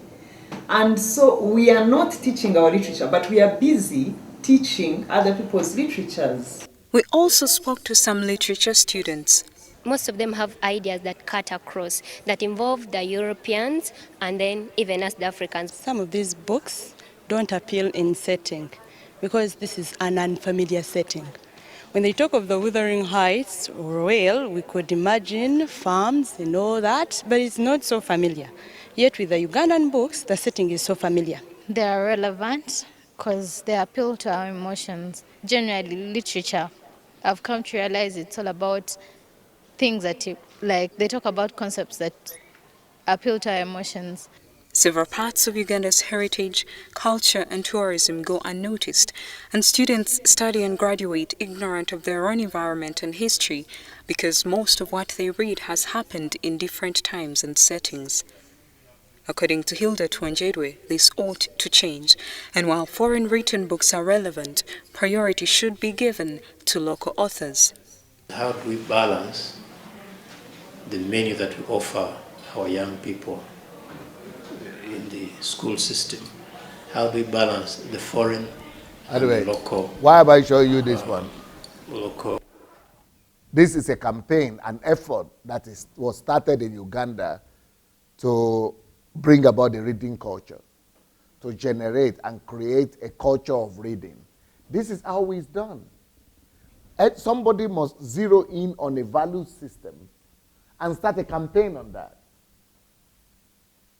It could be any one of us that is watching me right now.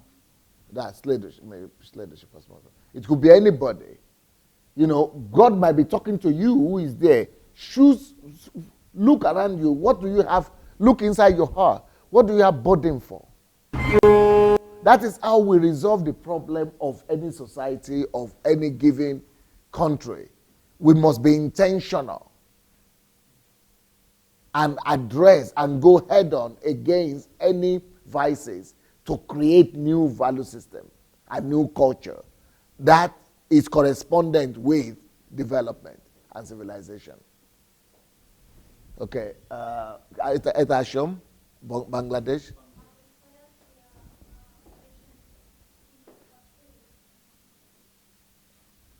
So, yes, is it painful to go through the sliding?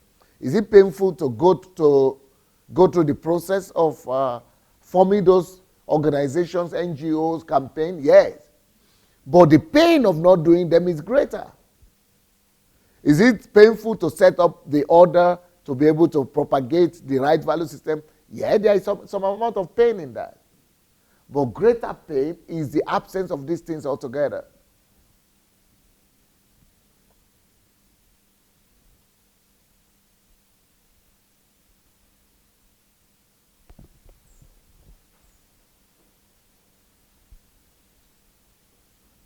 Okay.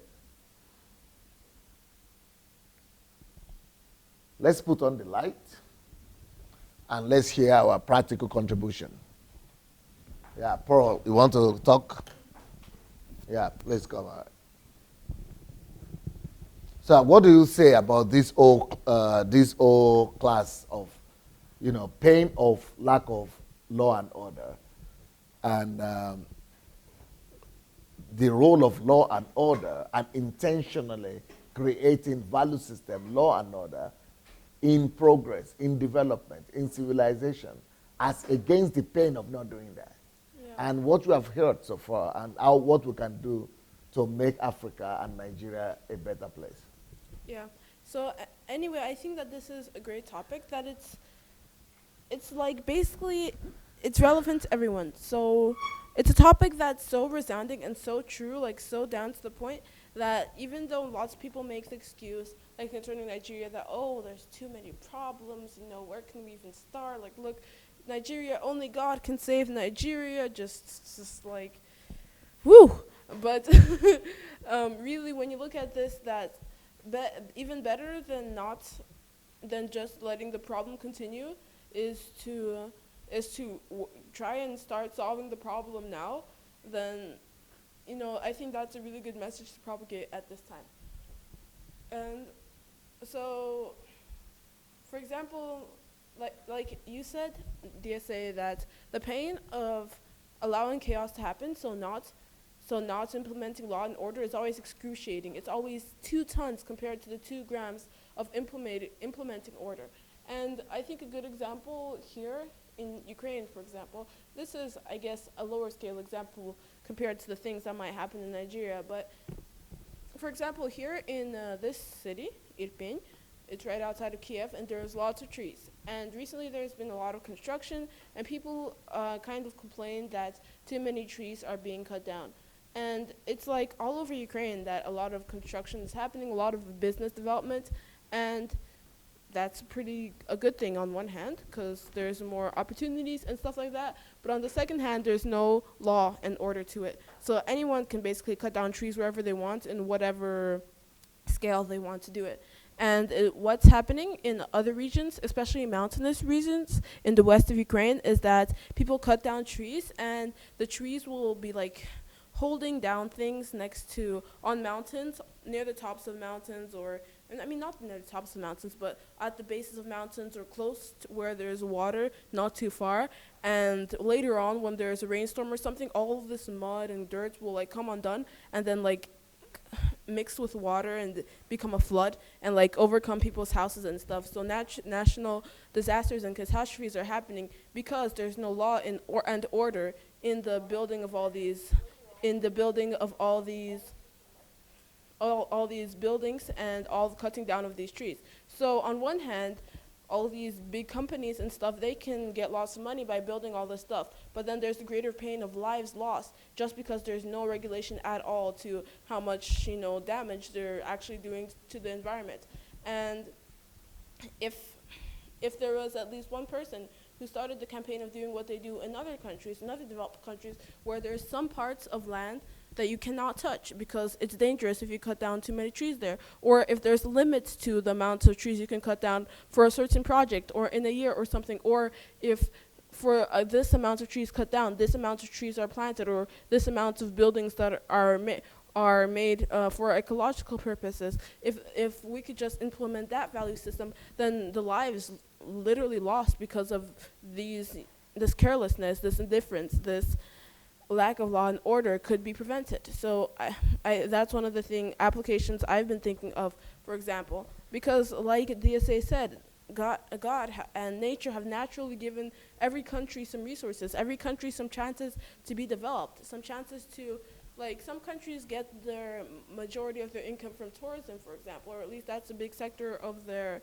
economy. Yeah, that's fine. But that doesn't just happen because, God has blessed them, that country is in the beautiful spots, aren't they so lucky? No, that spots will be overgrown with moss and trees and mosquitoes and everything that tourists would not like if not there was maintenance and people keeping up the order there. So this shows that overall, though bringing order brings about pain, it doesn't only bring about pain, it brings about a fruit, it brings about prosperity. Meanwhile, not bringing about order just brings about death. It brings about chaos, and it brings about just pain that is excruciating and even harder to reverse, just because at one point somebody ignored the resources that they had, or the problem that was just starting out, and they were too lazy to solve it. So I think this is kind of a call to all of us, because we can all see the problems in our society, even things that just seem elementary, like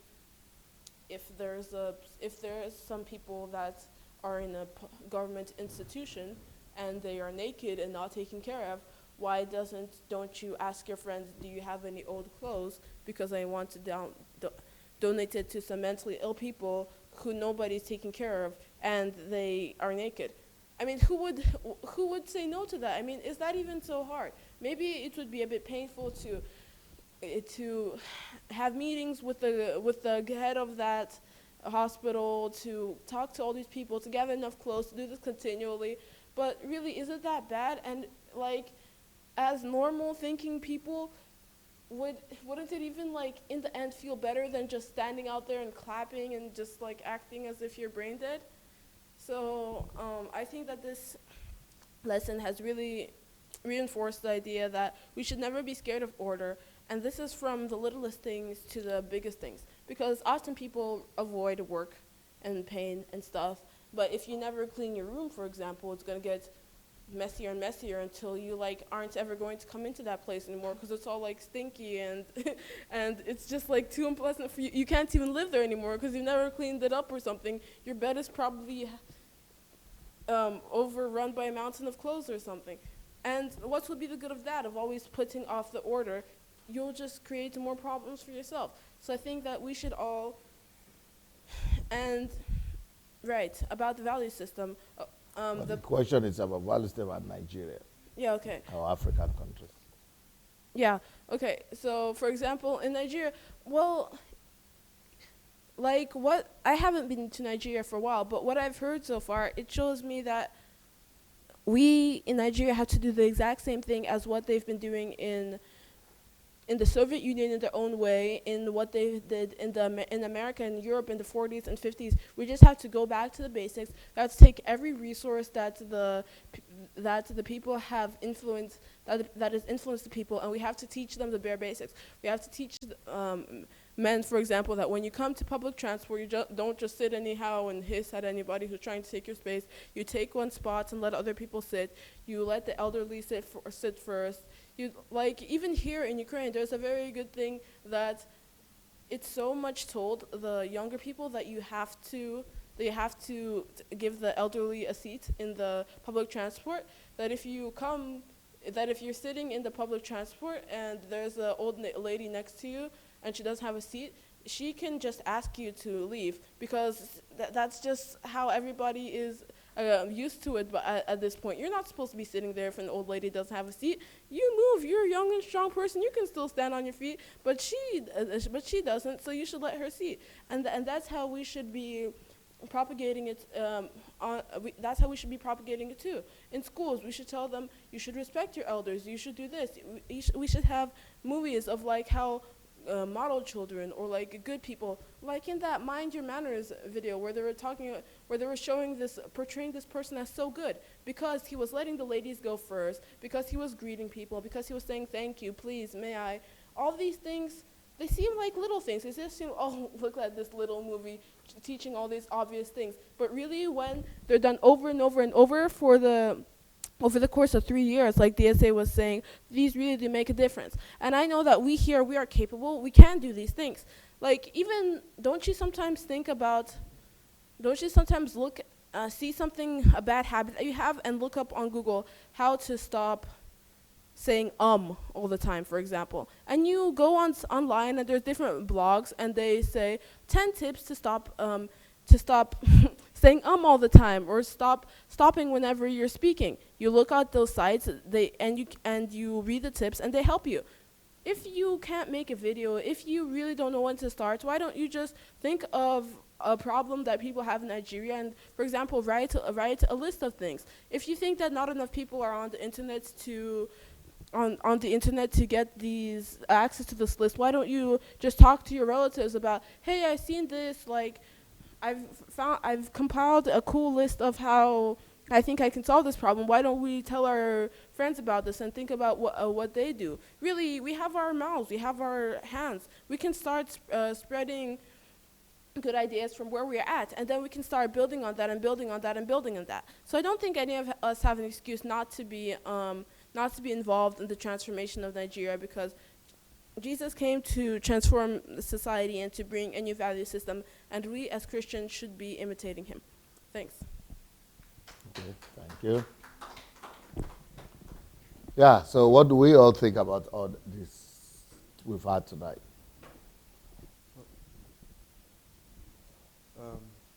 It's going to be a lot of hard work, but... Closer. It's going to be a lot of hard work, but it's necessary. There's a story of a town that used to be unruly, disorganized, and there was a certain place a respected person was visiting, and they stayed for some time and they had to use a toilet. And before they used the toilet, they noticed that it was dirty. So they started cleaning it. The person themselves was cleaning the toilet. And then they asked him, but you are such and such. Why are you doing such a thing? I mean, can't you get someone to do it for you? Or I was like, no, I'm the one who's going to use this thing, and so I have to clean it, and I can't use it in any other way. I can't use it when it's dirty, so I have to clean it so I can use it. So when people saw this, they actually started doing something about it. And then I remember on television years back, there was an ad of a guy who was a respected person. So he got off a car, a motorcade, and then there was a crowd waiting for him. And then as he stepped down, he stepped on gum. So what happened was that because he was too busy with the people, he tried to get the gum off his shoe, so he'd walk and then go like this, and then walk and then try and rub the thing off. And then the next week, it was the new walk of the town because everyone thought it was his new way of doing things. So in a nutshell, we need to start with ourselves. We need to start doing things, showing things, because sometimes it's not what you say, but what you do that matters. And then also we need to get people like celebrities, people in the media, to be doing these things, to be reading in public. Today we had an example of how the pastor was giving the speech today.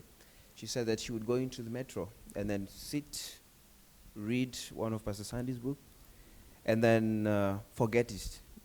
And then that's how she went about distributing books around, because people saw that, someone was reading, it must be interesting.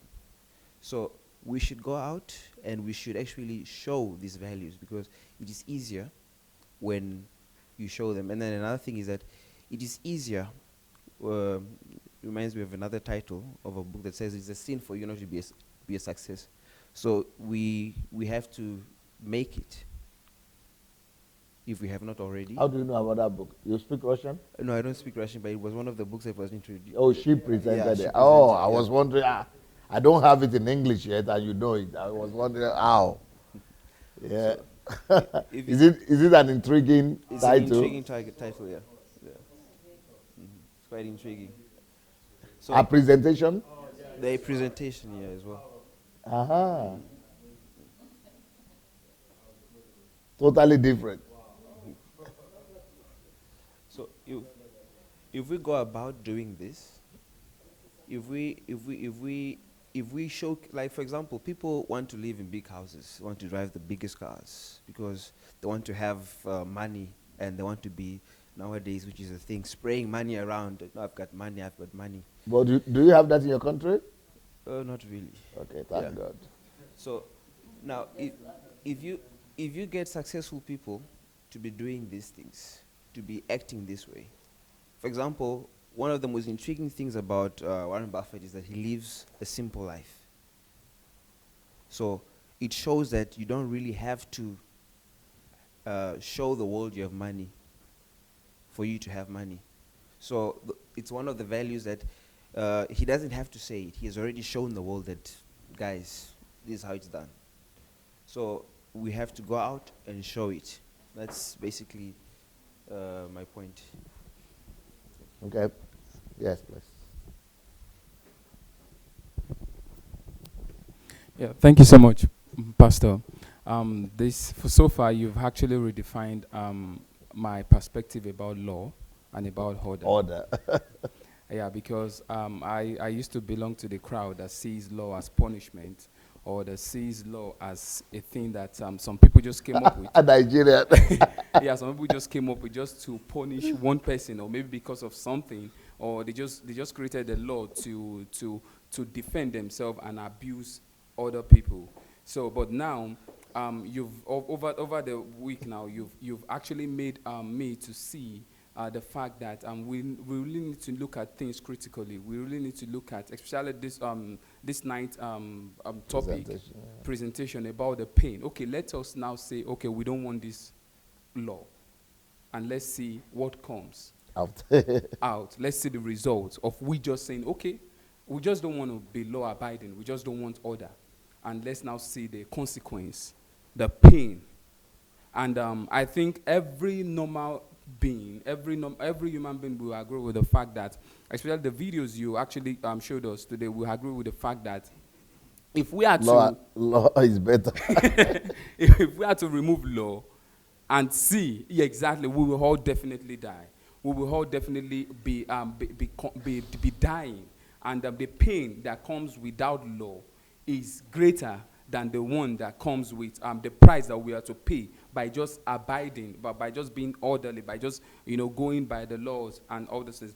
And also another point, another thing you made me realize is the fact that most of the time we talk about things, we talk about great things, we talk about great nations, we talk about great sites, we talk about achievements, we talk about success, but most of the time we actually don't know the reason behind all those things.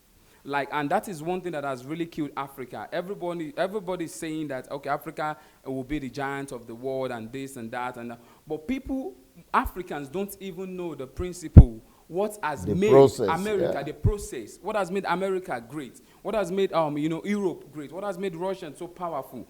People don't even know that they have some things that their citizens, even the children, like what Pierre was sharing with us, even in literature, down to the local level. And I think, was it not yesterday when you were talking about how the most important place to start with is the local level, the villagers, how we can tell our mothers, our fathers, our grandparents that, okay, for instance, you guys might think, okay, what we are bringing could be a little bit of discomfort, but come to think of it, it's actually for your own benefit. Okay, you could agree, some of them will say, oh, I personally don't need it.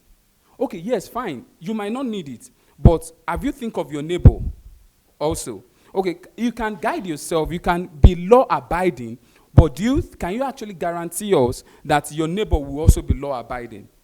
So for us to make order and law a general thing in the society, we all need to implement this. We all need to be intentional about it. And that was actually the last statement you gave about the fact that you said to resolve the problem in any society is to be intentional.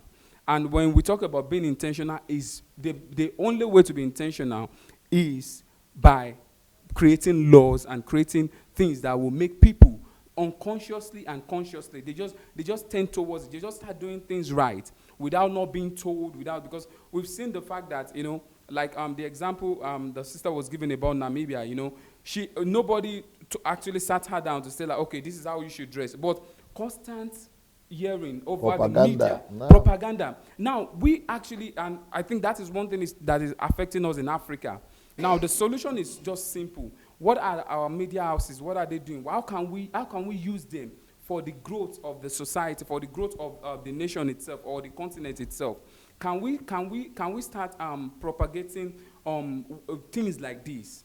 How people, especially looking at the road accidents in Africa. Okay, let me just use Nigeria as a case study. My undergraduate days in Nigeria, there is no day I'm going to be traveling from Ado-Ekiti to Lagos. I pray. In fact, I even go to my pastor. I tell my pastor that, this time around I'm going to school. So he should be praying, I will be praying, and my parents also will be praying, because every day I'm on the road, you just see various accidents. It's like you see dead bodies on the road. It's like Lagos-Ibadan Expressway. It's just. So the argument is that those ones, they don't pray, but they too prayed and they're still having the accident. Exactly. Which means the answer is not in prayers, right? Yes, the answer is actually not in prayers. Now, coming to Europe. It's in order. It's in order. Coming to Europe, I can count the number. In fact, I have never seen. Let me see. I've been here for 30 years. I've never seen body on the street. Maybe since I've been here for 5, maybe just one. And the way the government even addressed the little kid, and the guy that was involved in that accident was just so small. I think the little boy did not even know that this was actually done, and that was just one. But comparing that experience to what I've seen hundreds of cases in Nigeria. And even if the ones this is the one I saw physically, these are the ones I saw physically. But what about the ones we see in news every day? So it's so simple. And now the best thing, the best response in Africa, in Nigeria to be precise, is that people, even in my church, the only answer, the only solution to that is prayer. Wow. They say it is the work of the devil. That is just the nearest. Now, you now made me understand that when people don't have this knowledge, they tend to look for excuse. They tend to look for things to hold responsible for, and that is why they've been holding witches and wizards and wicked people responsible for things that you will even ask yourself in America, do you think there are no demons in even if you really understand the word demon itself, you will know that it's not something that is just restricted to Africa. So now, comparing what is happening in Africa and comparing what is happening in Europe that we are presently, you will see that there is a big gap. And the reason why that gap exists is just, the only reason is just this law and order. Because citizens, they know how to, the speed limit, when you were saying something about speed limit itself, that alone will save Nigeria today a lot of road accidents, just by every citizen, everybody knowing the speed limit. That alone is enough. So I think the only solution we can give is now to be intentional, and not just to be intentional. We could also be intentional by bringing it down to its lowest level, to the people that really needs it, to kids. To old people, to people that really need to understand that it is not, law and order is not actually punishment. It's actually for us to have a better future. Thank you very much. Thank you.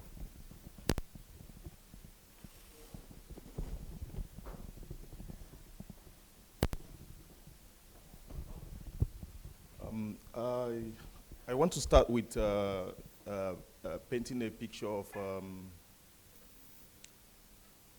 what happens when we get married and we start having children, and all of a sudden we discover that there is no order in our kids.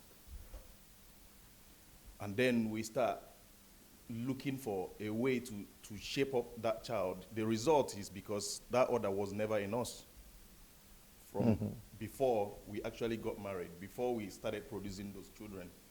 We never had it. Because if it was in us, it will come out in them as well. So the reason why we don't have the money we're looking for from a different perspective is because there is no law and order. Because without law and order, you can't even invest in your brother. There is no trust. You don't trust no one. Even if you trust your brother, you don't trust the law. Because the law is not enforced. When you think investment, let's talk about us that are outside of Nigeria. When you want to invest on someone, you want to invest a little money. The fear is if this money or the business didn't go as planned, is what will happen to your money. And then another fear is, how do you recover it? You are not sure. Why? No law and order. So why we are not going to grow from where we are is as a result of this law and order. Yeah. Instead, we keep getting worse, because even if you keep making money where you are, until that money is reinvested, it's not going to multiply. And the people that is going to multiply the money, you don't trust them. There is no law and order. So you remain where you are. They remain where they are. And when they're asking you for money, maybe you just dip your hand, you give them a little again. And you keep giving little, and that one keeps going down. So there is no growth around it. There is no way we can avoid this. This is the only way. This is like the foundation. This is like the beginning of life. This is like the milk you will give breastfeeding a child. This is where it starts. For me, this is where it starts. This is the beginning. If we can abide by this, and the thing is, we wait till when there is crisis, then we start looking for help. We start raising our hands. We start crying. We start looking for who we feel pity for us. But it's time where everybody go wake up. Wake up. And then let that vision begin to show Because the thing is, what we are looking for in churches, what we are looking for in so many places, can be found if only we can put law and order in place. For me, this is the best class I've ever been. In fact, I see it as I've just, it's now and I feel like I'm just showing up. In the world. Yeah. when somebody say they are born again. I woke up. Because I never really know the meaning of born again. The born again I was attaching is the things you have to do physically and not do physically. But now it's now that I will say I'm born again. Because you are awake. Because now I don't get them. I don't get them. This is the beginning. This is the foundation. Without this, we're not heading anywhere. Without this, nothing is going to happen. Without this, we can. In fact, without this, the foundation of society. I see us being 100 times worse. Because this is the foundation. This is why we are running to Europe. This is why we are looking for greener pastures. That's true. Is Europe more greener than Africa? I thought we have more bush than so there's more green there, but we can't see it because we are. It's like being born blind. That's what is happening to us, because nobody is teaching us any principles. Nobody. And the thing is, we don't even want to put ourselves down to learn these principles, because it's that pride, the spirit of pride. We begin to say, who be this person? Who he be? You are asking questions, and even when you see the person is bigger than you, more fruits than you, more ideas than you, people will still be challenging it, because we don't have understanding of what life, of the understanding of order. I hope that my fellow Nigerians will wake up. My fellow Africans will wake up. Amen. Because the Western world, when I was once in a flight, and this white man, he said, where are you going? I say, London. I say, you live there? He said, yeah. I said, really? Because I can't see what he was seeing. Because he's wondering, why should you go? Yeah, he was looking at me like, so I'm leaving this comfortable place to go to the cold? That there is a lot, that he was trying to communicate it to me, but I don't want to have that conversation. I was just trying to run away from it, you know, because I can't reason from his own point of view. We sometimes we look at them and we say, oh, white people, they don't go to church, they are not this, that, but they are living with principles. They have mastered it, and they are practicing it every day. And that is why you will see, that is why we can come here and we don't want to go back. But the good news is what DSA is doing today. Amen. And I hope that every one of us will buy into this idea and then begin to apply their own little effort from any little place where you are. Spread the message. Spread the message. Even if we're 100 and we keep spreading it, one day we're going to have 500. One day we're going to have 1,000. And before you know it, everybody is talking the same thing. Sometimes I was wondering, why do these people gather when they say that their prime minister, they want to have a debate about to share the vision of what they want to do, why people should vote for them. Now I begin to understand it, because people already know what they want. Yeah. They are voting for what they want, not who is coming out.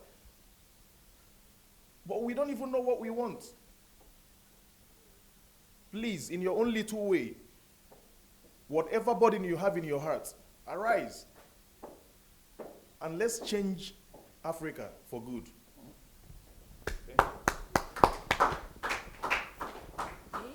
Thanks.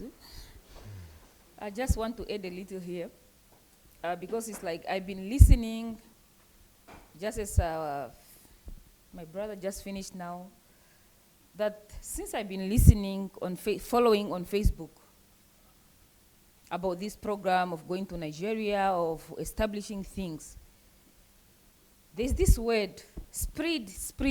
I don't know, to whom are you guys spreading this? With this, I don't think if there's somebody who have to be convinced. This is to put things at work right now.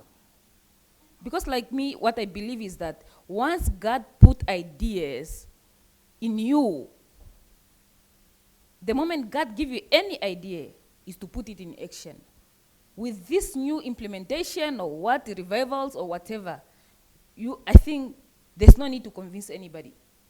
It's just to put it in action. I want to give an example.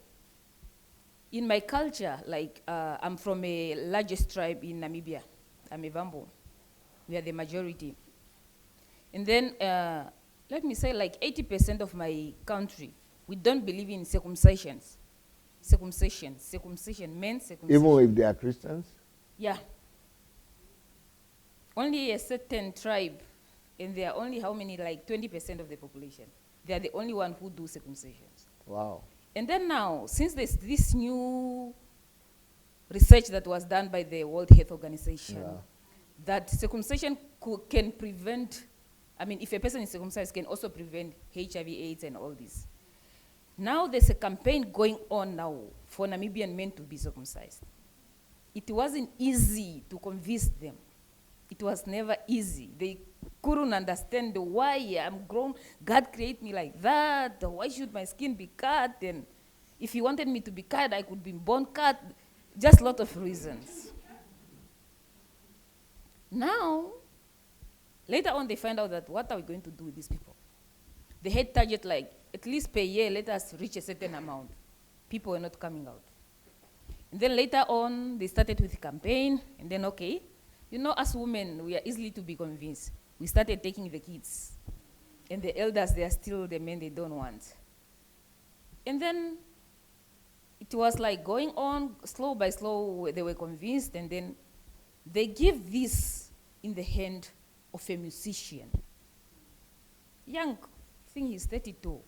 Just these things, he's playing music, he's putting circumcision there, and then what? If you look even on the internet now, how many people are being circumcised? You won't believe it. They are going. They are in the queue. That's just another example that these things should be implemented. If I was a Nigerian, I could have started now, summer holiday, this summer holiday coming. I could have gone and start already. A campaign. A campaign. It's easy. You don't need to convince president. You don't even need a letter, a permission from who. You are a citizen of the country. The only thing, like, for the young ones, maybe that you can start with. Like, for instance, you want to start with a higher education, or you want to start with a primary school. You go to the regional head or whatever of education. I'm Regina Nampolo. I'm a medical student. I'm studying in Ukraine. And then I'm a fifth-year medicine student. I want to visit 5 schools in your region. I'm going to talk about this and this and this. Who will refuse education? Who will refuse? I'm going to talk to the girls from age 6 to 15 years old. Only girls. And then you just, what you're going to tell them is what you learn here.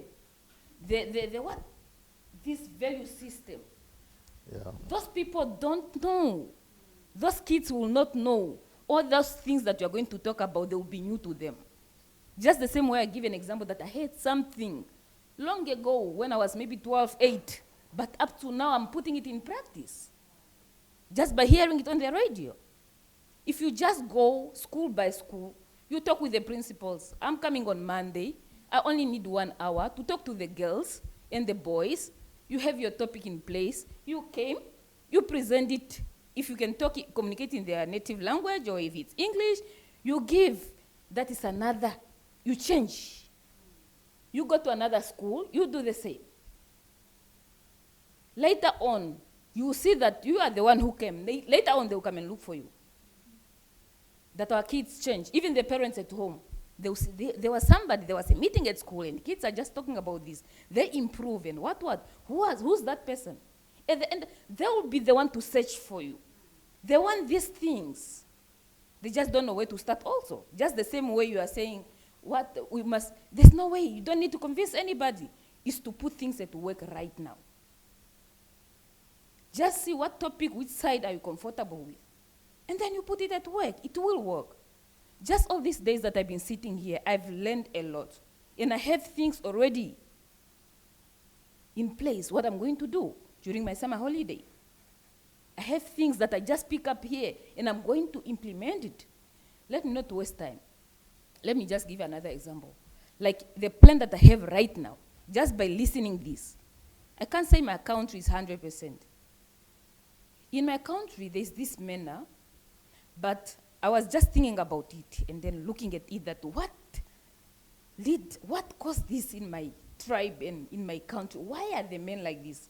We have a problem with Namibian men. What they do, he will come to you, he impregnates you. They don't care, they don't have this responsibility that let me look after this person, let me look after this child. The moment he finds out that you are pregnant, just the moment he finds out that you are pregnant, he's gone. He will come to her, impregnate, and there's no law, there's no culture, there's no church that's against what he's doing. He give a child to this one. The moment he just find out that she's pregnant, and he will be even the one to convince, I need a baby, I need a child. Even people who have been together for 5 years, what will people say? They will think maybe that I'm not productive and what. You know how women are. You are convinced. You give a child. You don't know that in Vinisa, he's having another child. The moment he just find out that you are pregnant, bye-bye. He got to another. They are just doing like that. Whose name do the children bear? The last name. Father. But why should, if he left, why should you give him the name? My name? If I'm a girl, yes. If I'm the girl, like that, and you depart from me, why should I give you the family? Name? Everybody would disagree. It's not his child because he left. It's not his child. That's what it is not sperm that determines child. It is responsibility. Yes. Now, things that's we take it now that it's normal. We take it that it's normal. Even for the men, it's okay. That's how it is, and it's going on. Now I was asking myself, where did this culture came from? You see all the women with their children. Where are the men? What's happened from the beginning? Do you understand? And then I come to realize, I was once doing my practical with it was during summer holiday. And then I was doing with one doctor, he's from Zimbabwe. He asked, Regina, tell me, why is it always that it's men that are coming here? Malnutritions and old men, they are not looked after. Why?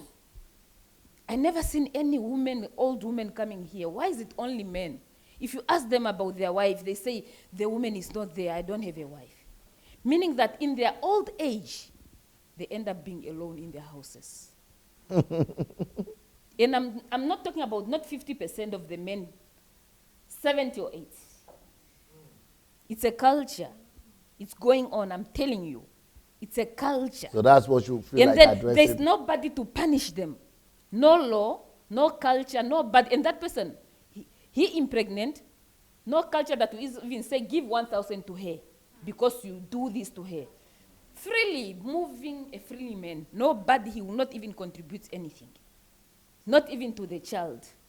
Even for the government, like they have these things here, maintenance, whatever. He can even lie that, no, me, I don't work anymore, I have a lot of, and then imagine if there are 20 children, how will his salary divide among 20 children? And that's what is going on. I find it out that these people, the problem came from the beginning that during those old years. I guess what you want to say is that now you want to challenge that problem? I found out already where the problem came from. Yes. Their father, those people never received their love from their father. Yeah, and what to do is the question. I know what to do. Okay. What I'm going to do, since I found out what led them, what caused them to be like that, I found out that they never received fatherly love. Yeah. They don't know how it feels to be with a father. Right. That's why they don't feel that it's important really to be with my children. And then what I have now in mind is to change this young generation mindset. And then I think I even started already talking with some few for my family and neighbor. Mm-hmm. That how do you feel your father is not here? But Christians don't behave like that, though. Born They are again Christians. They are Christians. They go to church every day. Yes. But it's like I'm now going to start with these young boys. Like even at... value system. It's still a question of value system. Just to teach them the importance of a father to be there. The importance of not to go and impregnate. Did you listen to my series, though? On Yes, what is man? No, I'm talking about man, no. father. Okay. I have a whole series, a big series. I think I have to. On YouTube. Just to teach them really the help value. you. Because I even tried this holiday when I was home. I meet like 3, 4 boys. But actually they were my neighbor. Another one was my cousin, my sister's son. I asked, how are you? Do you have a boyfriend? Then he said, yes. What are you doing with a boyfriend? With a girlfriend? Girlfriend. He's just 13 years old. No, he's just my girlfriend. We talk, we chat, and what? And then I say, what if she becomes pregnant? What will you do? No, she will not become pregnant. And she will not become pregnant. Don't you guys come in contact? Yes. And then you're saying that she will not become pregnant. You must be ready. Anytime she can become pregnant. And he was like, huh? And then I said, where's your father? No, he's, wait. How do you feel to be at home without a father, only with your mother? And then he was like, what? I feel bad. Why are you feeling bad? Because my father is not here. They say, do you want what's happened to you? Do you want your child one day to feel like the way you are feeling? No. Why? It's very bad. Sometimes you want to talk to your father. I'm a boy. There's things that I don't want to share with my mother, but there's no one to talk to. And they say, the moment you made a mistake and you impregnate that girl, your child is going to feel the way you are feeling. And the boys should know that. They don't know. Somebody even asked big people, he's a born again, he became a born again today. Why? You need somebody to stimulate you. Just to wake you. You might think you know everything. Mentorship, until somebody stimulates you. That's where you are going to know that I'm an empty box. Those kids, they just need to be stimulated. And generation should start over again. What was done by our our forefathers should end there. Amen. Oh, thank you. Let me not. Yeah. So we should all identify a particular problem like that and address them. Paul, you wanted to say something? Huh? You are going. Okay, because you had raised up your hand before. Okay, you forgot. Okay. All right. Does anybody want to comment on this issue we are talking about, law and order? You say the good thing with Regina is that she's a person of action. Yes, because she already knows what to do. And she wants to go and, address the situation. And she's saying, even if I'd been in Nigeria, I would have gone to address, even during holidays, being a student. You see, that's what we all need to become. Proactive, taking responsibility. That's how we change things. Okay, anybody wants to say anything about the thing we heard today? Nobody? Okay, then that might be it for today. And we'll meet tomorrow morning. What do we do I don't know what to do on Sunday. We plan for people to go to church on Sunday, right? Because there's still a lot of ground to cover. I don't know how to do this. I didn't know that Sunday was. Maybe I could negotiate with Pastor Bosse for us to stay back and continue, because I have a lot of material for us to. Or you people would rather go to church, or you want to finish your training? Yeah. Yeah. We have gone to church for so long, enough time all our lives. We need training. I think. Okay. Is there any way to cancel Sundays and do training? What we can do, because I have to go because I am the preacher. Can we change Saturday so that maybe I do 4 sessions maybe Saturday, and then so that the person who was supposed to preach in the afternoon, who is supposed to preach in the afternoon tomorrow, maybe she could come on Sunday while I'm preaching. Yes, no, she could. She's not preaching. I'm the one preaching on Sundays.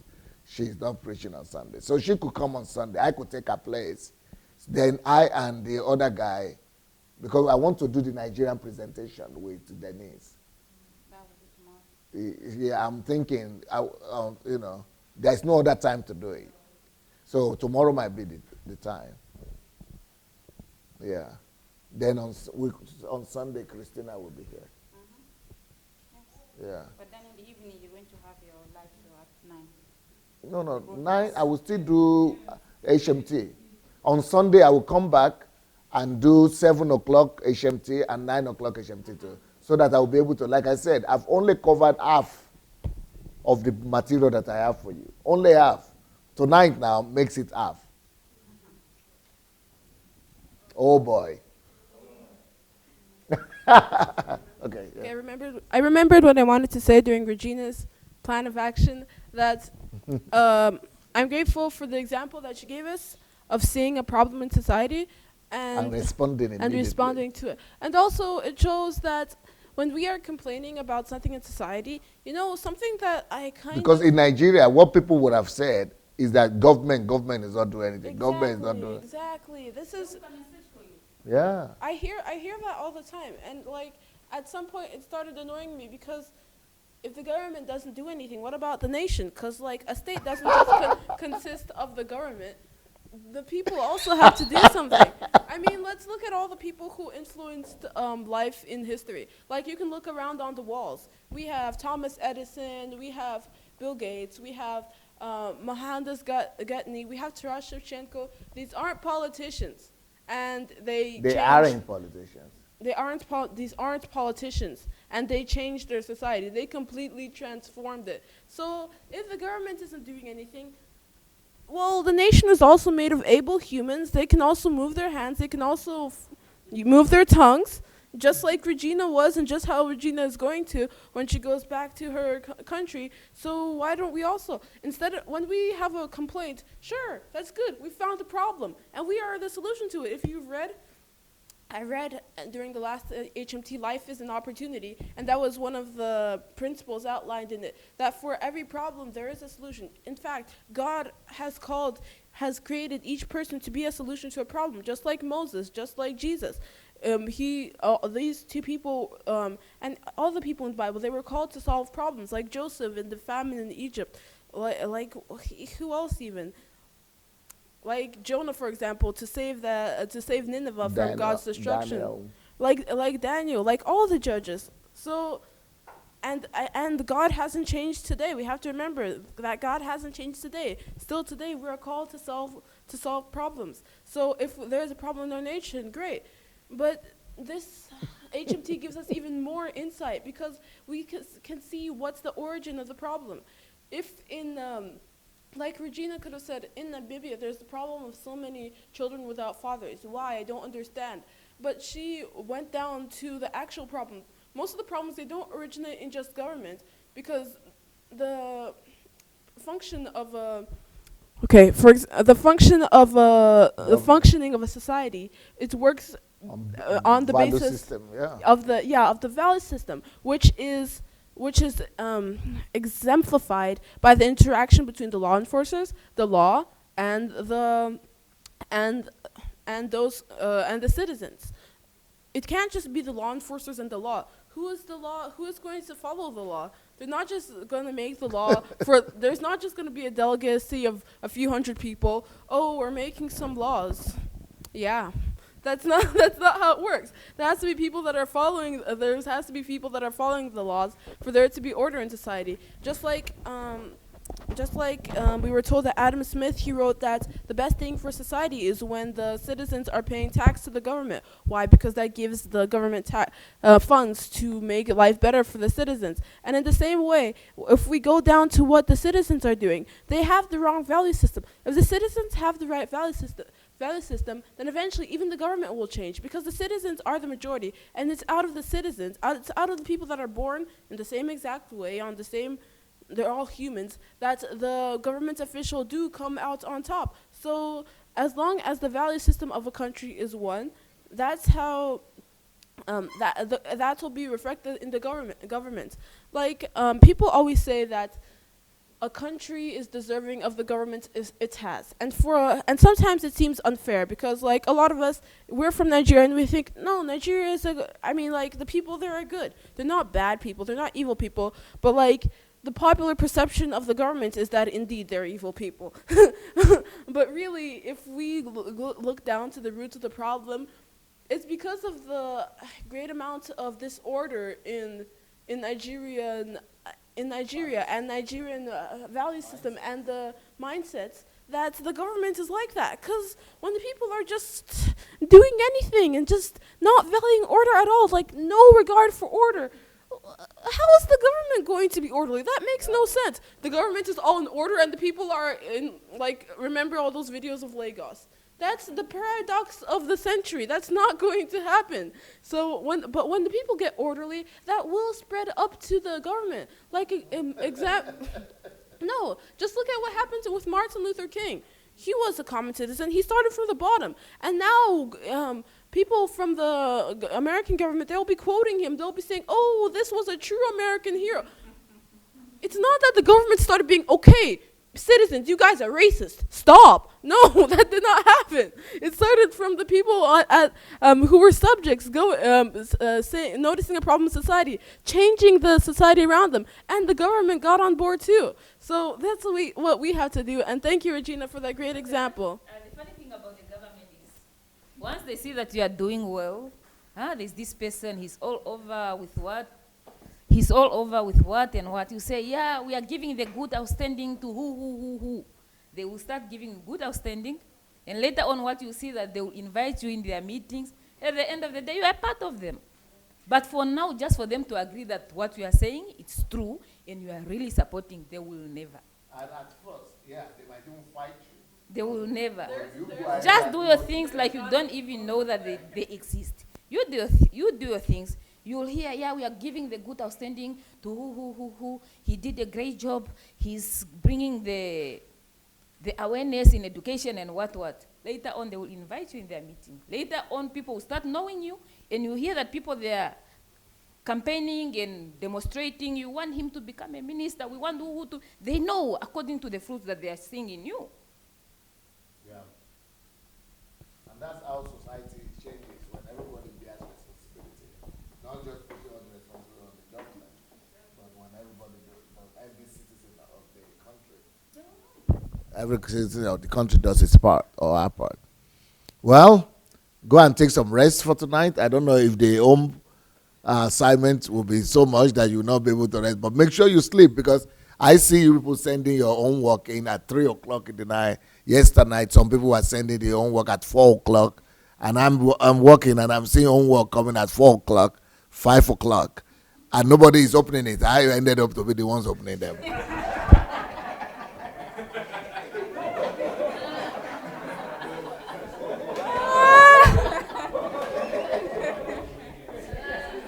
Okay. Let's put our hands together for Dr. Sunday Adelaja for this great teaching. Woo! Thank you very much, guys. We're still going on. We're still live. Thank you.